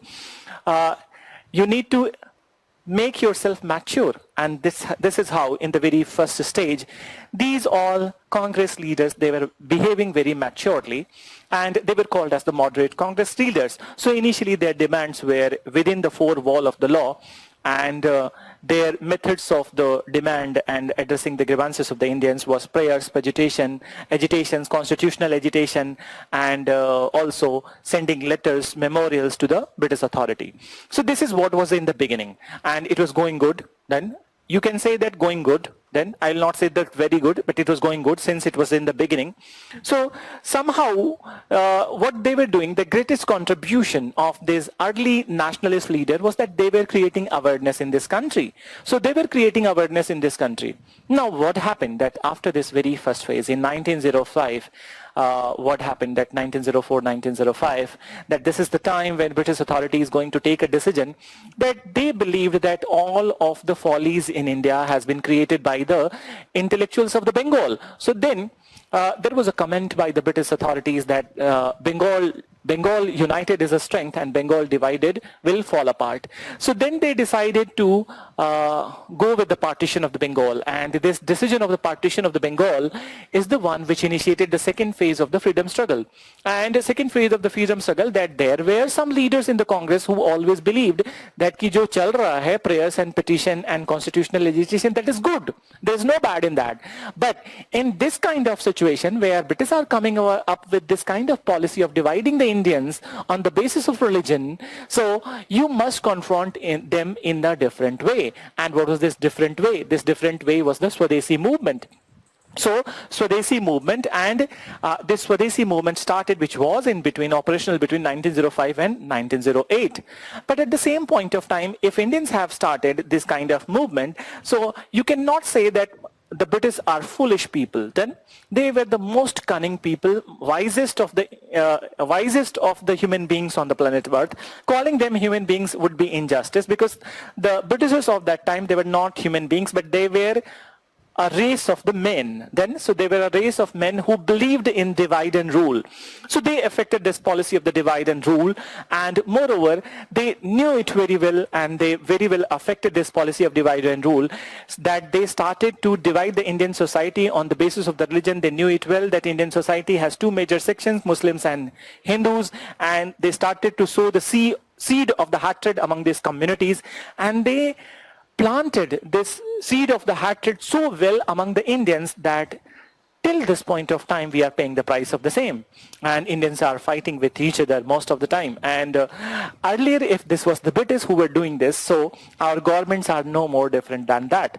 They have also learned some of the cunningness from the Britishers, and then they do such a kind of thing, just a kind of to get the vote.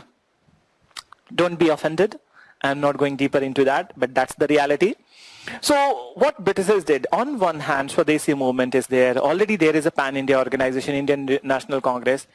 Britishers supported the formation of the Muslim League on the lines of the Muslims, and they started to project that interests of the Muslims are not coinciding with the Hindus. Both are different communities, and people also started to believe. And you know that nowadays we do call ourselves that in India, we do call, you must have seen in the digital platform that people call that there are many people who are blind supporters. Hindi mein log bhakt bolte hain. So it's not a new thing which is happening in India at this point of time. In fact, it was from the British time only that we were always a blind supporters. All the time we were always the blind supporters. What they forwarded and what they make us believe, we believed, which we were such a ignorant people with that we never knew that what was their agenda, what was in the back of their mind, what was their intention. हम हमेशा से वैसे ही रहे, अतिथि देवो भव, अतिथि आके जान लेके चली जाए, लेकिन तुम अतिथि देवो भव. Then, so this is what is the tradition. We celebrate this kind of thing. Early congratulation, self-congratulation. This is the trait that we carry from long time. It's not a new thing. And don't ever comment upon this, or don't ever criticize that there are some people who are blind supporters. We are always like the same. Then, so don't worry about that. So now, Muslim League was formed in 1906, and then those leaders, they started to believe that British are doing the good for them. Now, so there are some sessions of the Congress. I'm not going to elaborate all the sessions and everything at this point of time. But yes, so sessions of the Congress where some decisions were affected. So in this session of the Congress, what happened that Britishers were not only dividing the Indians on the lines of the religion. At the same point of time, they came to know that there is an ideological difference also, that in the Congress there are some moderates and there are some extremist people who are calling for the boycott of everything. So they got to know, and they were very well aware about this one, and then they started to feed the fears of the moderates, and they started to feed the fears of the moderate and started to moderate the moderates according to their own policy. And that's how one of the very unfortunate thing happened. The body which was called as an all India body, which will fight for the Indians, which will ensure the freedom for the Indians, that's the body which got disunited in the Surat. And then the extremists and the moderate leaders of the Congress, they fought with each other as if they are enemies from the Janam se. Then, so they fought with each other like that. Dushman the, Jani Dushman, there are many movies. So they were Jani Dushman. And let me say one thing to you, that nowadays when you see that somebody in the parliamentary hall, somebody is going closer to the speaker and tearing off the book, it's not a new thing, my dear. It's all we do from the history. As I said to you, that we learn from the history, and we do repeat the history. So history repeats itself. In fact, that pandemic has repeated itself. Then, so history repeats itself, and even the behaviors are repeated. So it's not a new thing. The very first instance of this kind of behavior inside the parliamentary affairs, and or you can say that such a kind of a great meeting was shown in the Surat only, whereby these members, that extremist and moderate Congress leaders, they were fighting in such a way that they were throwing kursi, juta, chappal, kursi, mage, everything on each other. Then, so they were fighting just like the ladies. Then, and it's only ladies who are insulted for this, that they fight with the jutas, chappals, and then bal, everything. No, they are only lamented for this. But in fact, see the men, they fight much worse than that, and that what happened in the Surat. Then, and in fact, if you are a Dalite, you will observe many things. Let me share one thing in this Delhi. I'm not from Delhi. Just to make sure, I am here lodged in this city right from 12 or 13 years, more than 12, 13 years, but I'm not a Delite. I have observed one thing about the Delites, that they are the one who will shout out of their voice. Have you seen that any two neighbors fighting with each other, they will shout like that they are the loudspeakers. Then they are the loudspeakers of the Ramlila Maidan, that all India can listen to their shouts. But what you will see, that these men, they are not able to fight with each other. They are not able to slap each other. Why so? Because one of their wives, or that both sides, the wives are holding them and they are saying them, aisa mat karo, mat lado, and they are holding them so tightly that these mighty men of Delhi, they cannot slip out of the hands of their wives, and they cannot fight with each other in the real sense, and they cannot bruise each other. And on daily basis, I see in my own colony that on the daily basis, these neighbors do fight, and I have not seen a single bruise to anybody. If it happens in my area, it's a just 5-minute affair. Somebody will bring their gun and then everything would be done. So this is what is there in Delhi, that women are more stronger in Delhi than the men. That I have realized. So now let's come to the next part. So what I was saying about, so Surat split.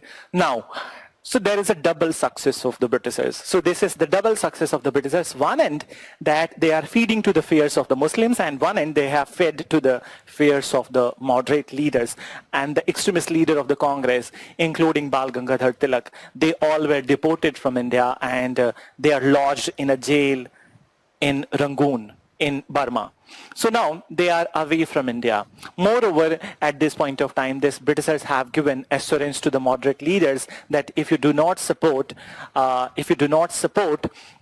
these extremist leaders, so then there is going to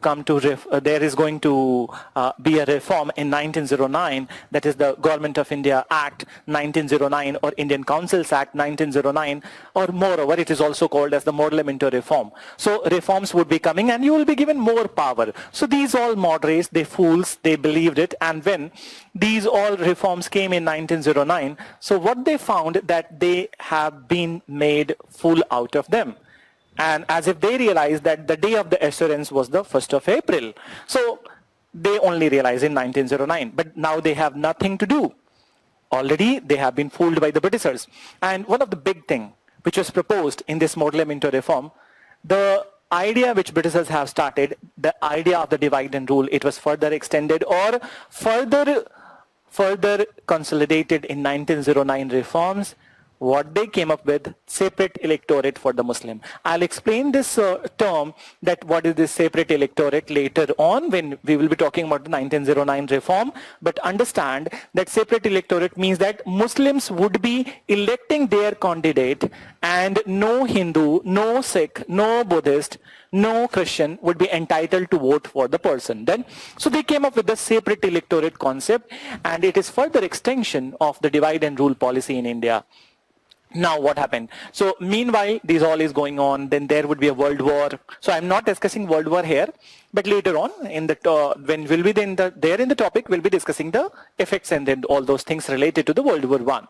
Now, and Ghadar movement also, which happened, some kind of revolutionaries activities, for example, that when moderates are toothless, nailless, so at that point of time, some youth of India, they are so frustrated that they will try to take on British from the front, which will include the people like the Ghadar movement, then V.D. Savarkar, and then many other people who decided to take British on face, then with some kind of that militant activity. So that is the phase which is there between 1908 to 1914.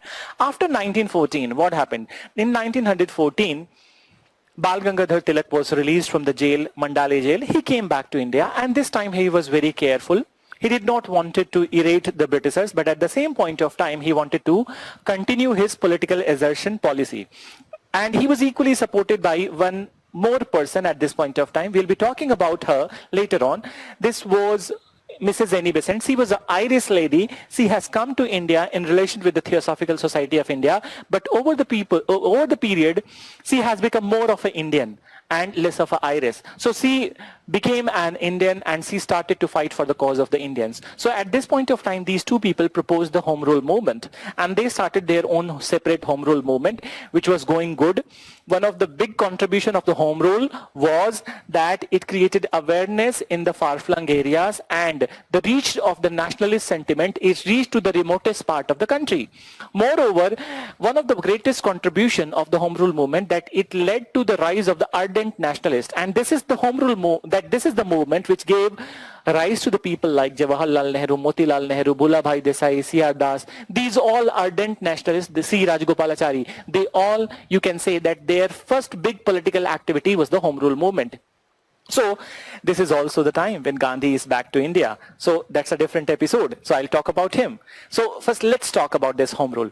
So home rule movement, and then also there was an attempt by the Congress leaders and then also the Muslim League to unite with each other, and there was a special session of the Muslim League and Congress in Lucknow, whereby a pact was signed between the Muslim League and Congress, whereby Congress said that they have accepted separate electorate for the Muslims. This was a mistake. They were not visionary at this point of time, but to bring the Muslims and Hindu at one place, they have done so.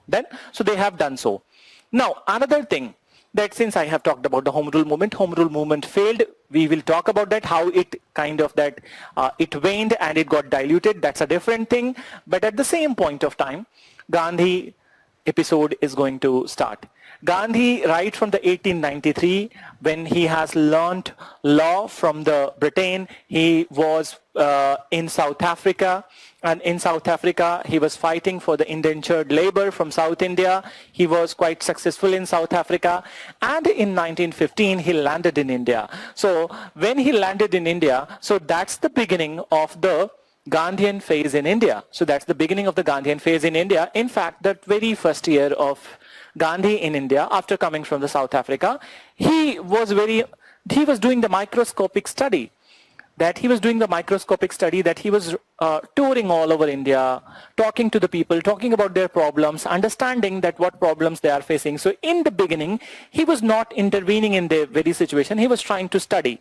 So he studied this country, he toured this country, and then he started to intervene one by one and slowly. So this is what he said, that you always need to start slow. Once you start slow, you have the option of changing your pace. But once you start, if you're overexcited, you start very fast, you are exhausted very fast, and then you cannot finish the line. So we always need to start slow and slowly increase the pace. So that's what Gandhi was doing. So now, Gandhian phase in South Africa, this would be talked in detail. Not here, I'm telling you the story, but different phases of the Gandhi in South Africa. Then Gandhi arrived in India. So his phase in 1915 to 1948. And this is what you can call the third phase of the freedom struggle, which is the Gandhian phase. And it is also the last phase of the freedom struggle. So 1915 to 1948. And in 1915, he arrived in Bombay. And then what I said to you, that 1 year he took for carefully, 1 or 2 years he took carefully, he studied the cases in India. And then he started his campaign in India. So in 1917, his first intervention was Champaran. And the issue was the Tinkatia system of the Champaran and indigo plantation. So here he was successful. Then after, he tried to address the issue of Ahmedabad mill strike, whereby the workers of the Ahmedabad mill, they were on strike. They were demanding the rise in the wages and also the plague bonus. So finally, due to the intervention of the Gandhi, here also he was successful. And then he intervened in the issue of Kheda. What was Kheda? Is a one district, one area in the Gujarat. So here there was a plant failure, there was a crop failure, and due to the crop failure, people were not able to pay the land revenues. So they were demanding for the remission of land revenue, and Britishers were not conceding to their demands. So Gandhi intervened, and over the period, after so many complications, he was successful over here also. So these three successes of the Gandhi brought him to the limelight, and then he became a much popular figure in India, much respected, much popular figure in India. And then if he's going to start anything, most of the people fall in line with the Gandhi. Next. So in 1919, Gandhi initiated Rowlatt Satyagraha. So Rowlatt Satyagraha, it was against the Rowlatt Bills. And these Rowlatt Bills, this is also the time, 1919, also the time when Government of India Act or Indian Councils Act 1919 came into the offing, and Indians were very disappointed.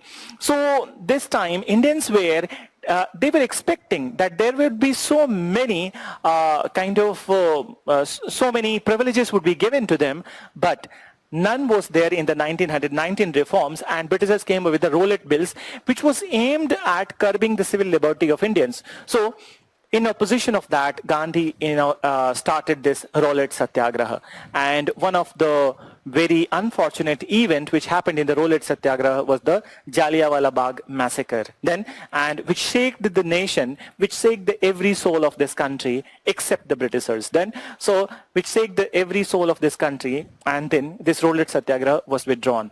In fact, that this time Gandhi determined him that he told himself that he is so determined that he will initiate a much bigger mass movement to seek the India's freedom. And that's how in 1920-22 he started the non-cooperation movement, and he also brought the Muslim leaders on the same page on Khilafat issue. Today I'm not elaborating the Khilafat issue, but definitely at the time of that particular topic it will be explained in entirety. Here, what you need to understand that only one thing, that here in non-cooperation movement of 1920 to 22, both Muslims and Hindus were fighting together against the British. Then, so against the British. Then, the next important phase in the Gandhi's life was the civil disobedience movement. But before that, in between this Belgaum session, which is there, I don't need to mention it over here, but I need to tell you something else. Now, listen. In 1920-22, when non-cooperation movement was withdrawn in 1922, there was an event of the Chauri Chaura, and it was a violent event. So Chauri Chaura, violent event whereby some of the villagers, they burnt the policemen inside the police station. So since it was a violent event, Gandhi called off the non-cooperation movement.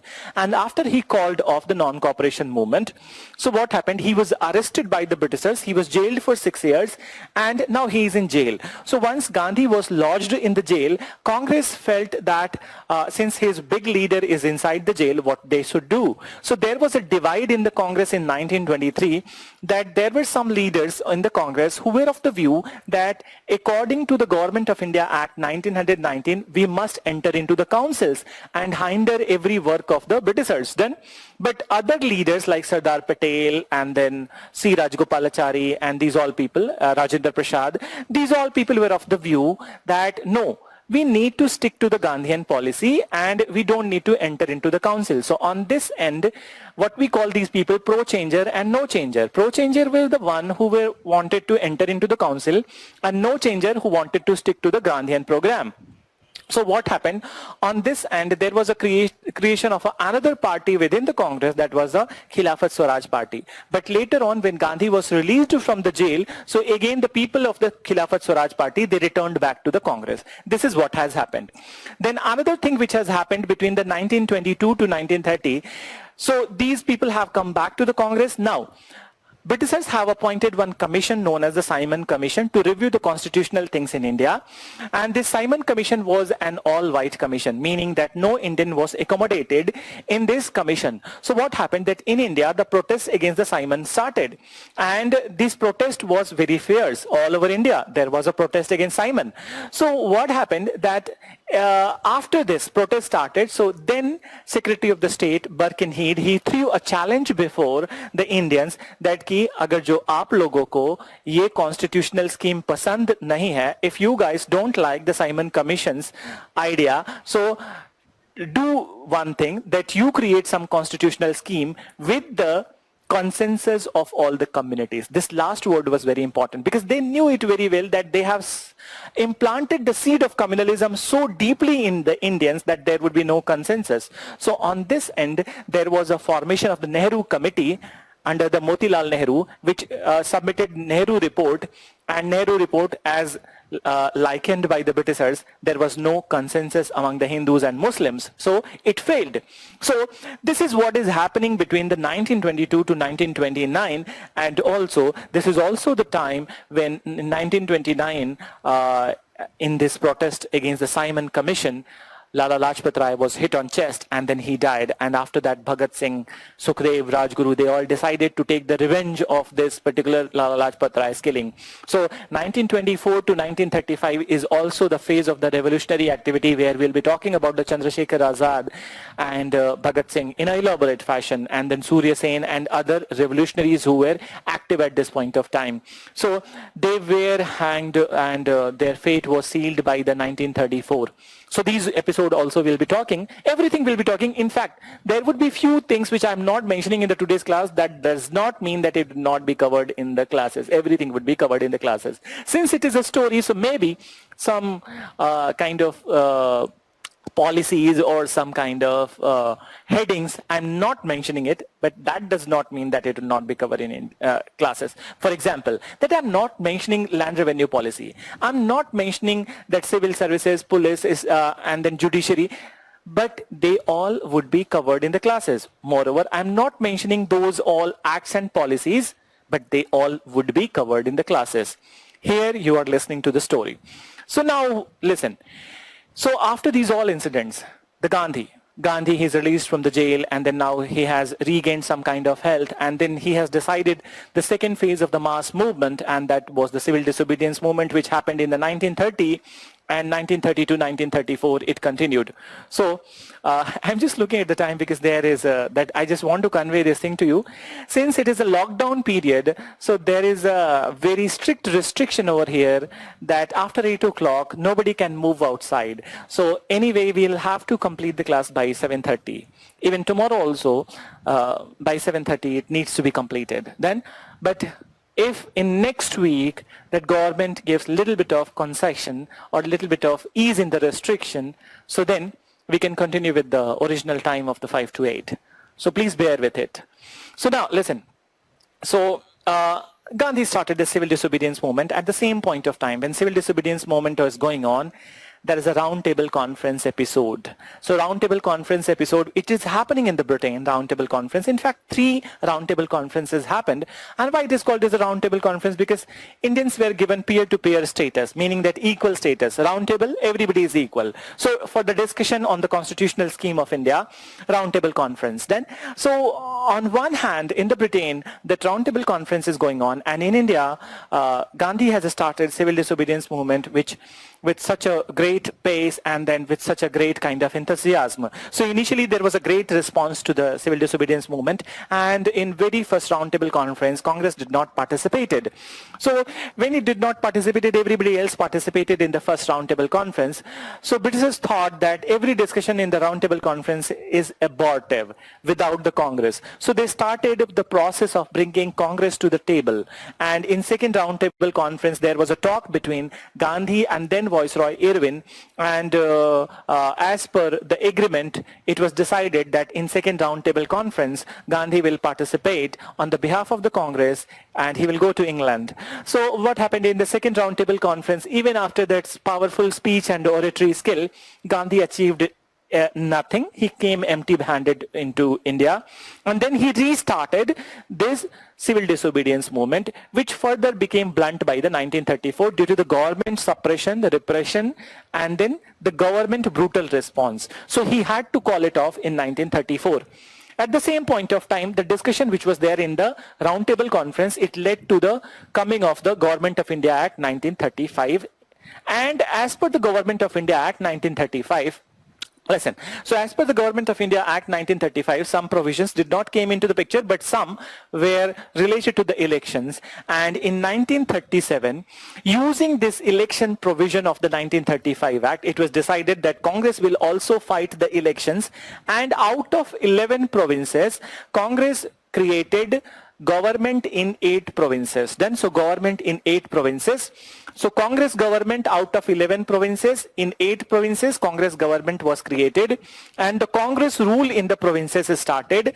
But soon in 1939, when the World War broke out and World War II broke out, and after the declaration of India to be the party to the World War without taking the connivance of the Indian leaders, when the Britishers decided this, so Indian leaders were so disaffected, particularly Gandhi, Nehru, Bose, everybody so disaffected that they decided, and they further criticized that what Britishers have done, and they decided that Congress ministries will resign. So after 28 months of the rule, Congress ministries resigned from the rule of the provinces. And then there was a preparation for fighting with the Britishers. So initially there was individual satyagraha, we will talk about that in quite detail, and then the big movement of the Gandhi Quit India movement in 1942. In between, Britishers have come up with many such conciliations, many such pacts like the Cripps mission they have sent, which failed, and 1940 August offer, which failed. So after the failure of this August offer and Cripps mission, Gandhi and other leaders of India were so frustrated and so angered that they decided to start Quit India movement. But it was unfortunate that on the day of the declaration, next day of the declaration, 8th of August 1942 was the day of the declaration, and on the early morning of the 9th August, all the major leaders of the Congress, they were arrested and they were sent into the jails. So they were lodged into the jails. But it is not something which is going to buckle down the aspirations and also the courage of the Indians. The second rung leaders of the Congress, they started the underground movement. So we will talk about those underground movement then. And just let me see one thing that. So under Quit India movement, inside the Quit India movement only, underground movement, and also the parallel governments were created. It continued till 1945. And you know, in 1945, what happened? So in 1945, this particular, in the World War II, that US President Truman, he decided to nuke Japan. And Japan has made many strides in the World War II. So that is one such important event. But before that, I also need to tell you one thing. That 1939 is also one episode when there is a kind of a disagreement in the Congress, and that disagreement is between the Subhash Chandra Bose and the Gandhian policy. So Subhash Chandra Bose has left the Congress and he has gone to the Southeast Asia, Singapore, Malaysia, and then Myanmar. So there he has reorganized already created Indian National Army. And then he has planned to fight an armed battle with the Britishers. So in 1945, the two events happened. One event was that the first event that I will mention is the that failure of the INA mission in the Imphal. So in Imphal mission, INA failed, and it is said that in a mysterious condition, there was a plane crash, and in this plane crash, Subhash Chandra Bose died. That's also the same year, 1945, that 6th of August and 9th of August, two cities of the Japan, they were nuked by the US president, and these cities were Hiroshima and Nagasaki.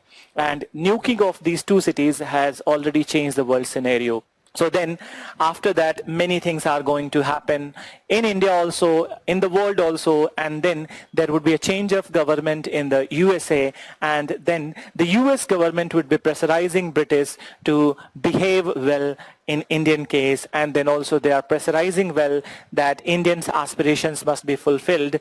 And at the same point of time, in India, what is going to happen? So in India going to happen INA trials which will create huge uproar among the Indian society, and then RIN revolt. What is this RIN revolt? Royal Indian Navy revolt. So Royal Indian Navy revolt, that the ratings, you know that who are the ratings, that the people, just like the way we say that sepoys in the army, so the personals in the Navy, they are ratings. So these ratings of the Royal Indian Navy, they revolted. And why they revolted? There are many reasons, but one such very important reason was the racial discrimination and serving them a kind of a palatable food. Then, and very bad kind of food, and then also abuse to the boot, and then also racial discrimination. So because of this, they revolted. The first revolt happened in the HMIS Talwar, and that is a unit of the Navy in the Bombay.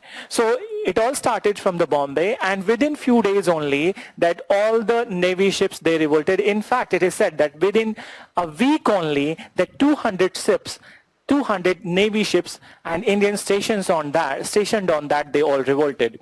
Then followed the RIN revolt of Karachi, which was also very strong. So after this RIN revolt, it was decided by the Britishers that now is the time that to declare the freedom date of India. And as per the declaration of the Prime Minister of the Britain, Clement Attlee, that India's freedom, initially it was decided that it would be given in 1948, but later on, the date was decided to be as per India Independence Bill, and Mountbatten's plan it was decided that the freedom would be on the 15th of August 1947, and the commission, Radcliffe Commission, was created to create the boundary between the India and Pakistan. So that's how the freedom happened, and then the two nations from the Indian subcontinent came into the picture, that is India and Pakistan. So this is all about the story which I needed to tell you in the today's class. Moreover, as I said to you, that there would be many such things related to this topic, modern Indian history, that would be covered, but that cannot be incorporated in the story. For example, education policy of the British, how I can say it in a story, or rise of the capitalist class, rise of the trade unions, then after that, freedom movement in the princely states, that contribution of the women in the freedom struggle. So these all topics would be covered in the classes. Don't worry about that. Now let's move to the last thing of the today's class, that is the reference material. So let's move to this last part. So give me 1 minute so that I can have, from last 2.5 hours, I'm holding this water, but I'm not drinking it. So give me 1 minute.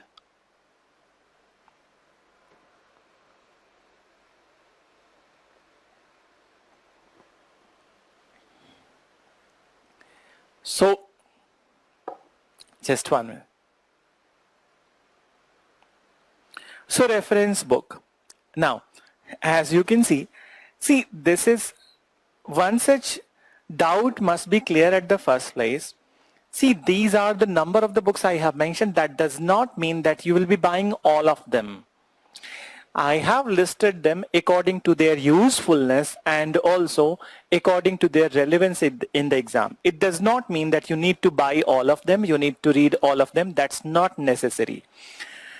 And it is up to you from this list that whichever book you feel that you are comfortable with, you can go and you can buy and you can start studying that book. So the one book which from my end is compulsory, and you must read, all of you must read this book, that is the very first one.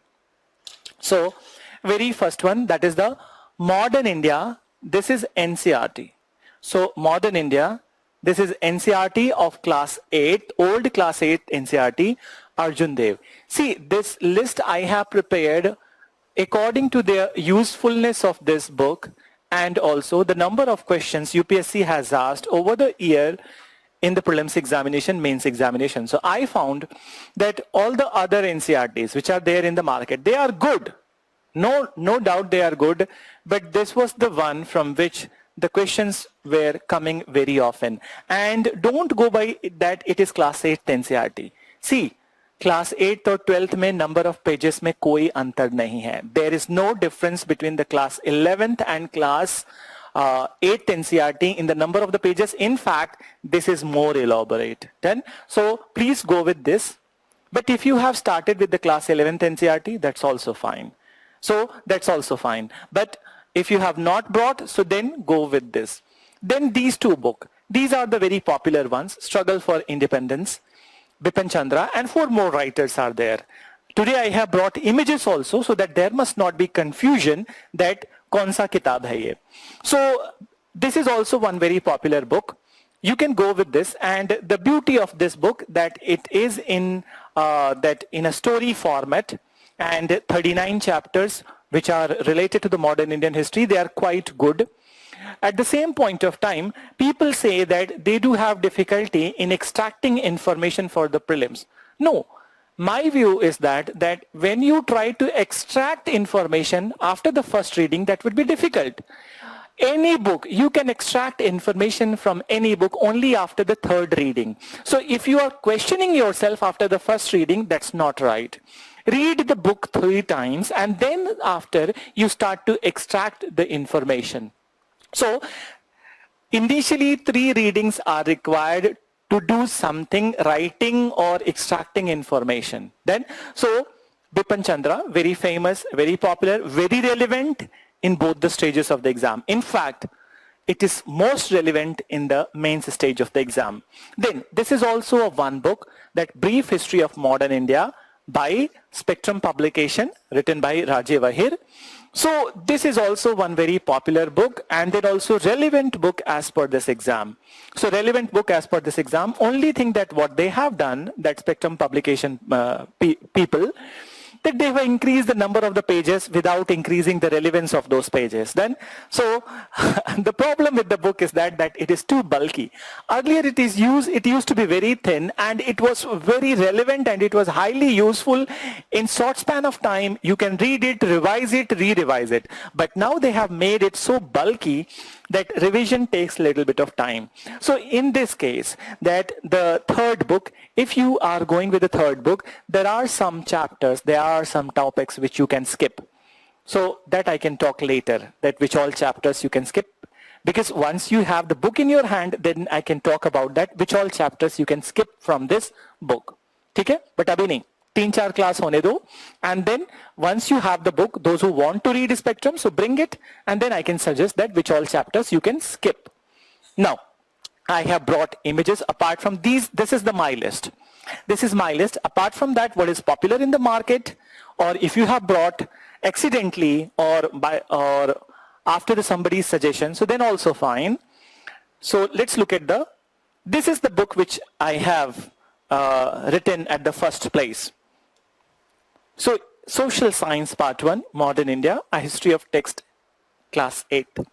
So this is the book Arjun Dev that you can buy. And it is available at each and every digital platform. I don't need to name those digital platforms. I hope you know the popular ones from where you order all the time. Then, so you can buy from there also. Then, this is the new Spectrum book, The Brief History of the Modern India. So new Spectrum 1. इसमें बहुत सारे chapters ऐसे हैं जो काम के नहीं हैं. There are many chapters which you can skip, but I will tell you which all chapters to skip only when you have the book in your hand. ठीक है? Then this is the one book, that the New India Struggle for Independence. The main writer is the Bipin Chandra, Mridula, and then Mridula Mukherjee, Aditya Mukherjee, and Sucheta Mahajan. So these are the other writers then. And this book you can buy. This is a beautiful book. This was one of my favorite book during my preparation. So I will not talk about that printed material. You can go with that then. Since it's already been given to you, it means that you need to read that. You can read that. I am just telling you that what other than this. So what other than this? Okay, many of you have asked about that vision material. So now, I will say that what you do first NCERT, not any material. All of you first go with the NCERT. All of you first go with the NCERT and then choose any of the book. Then, and complement it with the class material. Printed material any day, if you find something extra, something that is not given in this book or other book, so then you can read that part. But since the class notes and printed material, that they complement each other, then so I would say that class notes are going to be more. First you need to master the class notes, and then further you can enhance information in your class notes by reading these all books. And the very first book you would be reading, that would be the NCERT. So first try to complete the NCERT, and then you can go with any of the book. So I have already suggested, if you have understood it, so then that's all well.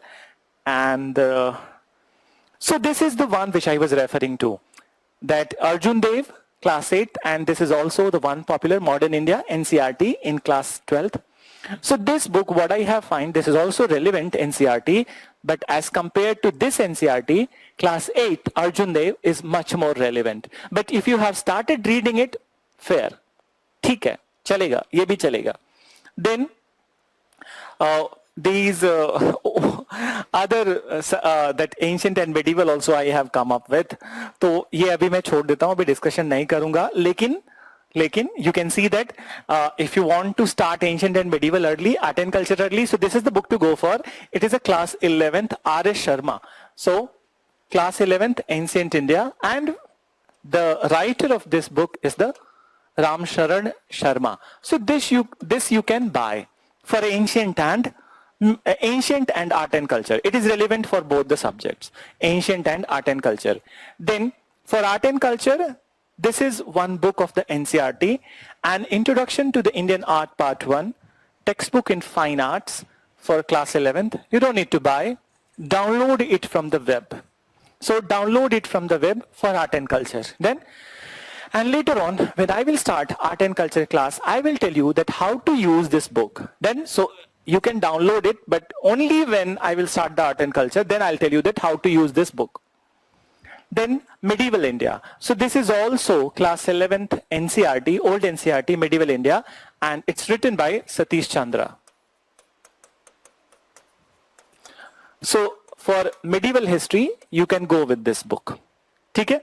And this is overall list that I wanted to share with you. Okay? So this is overall list which I wanted to share with you, and that's all.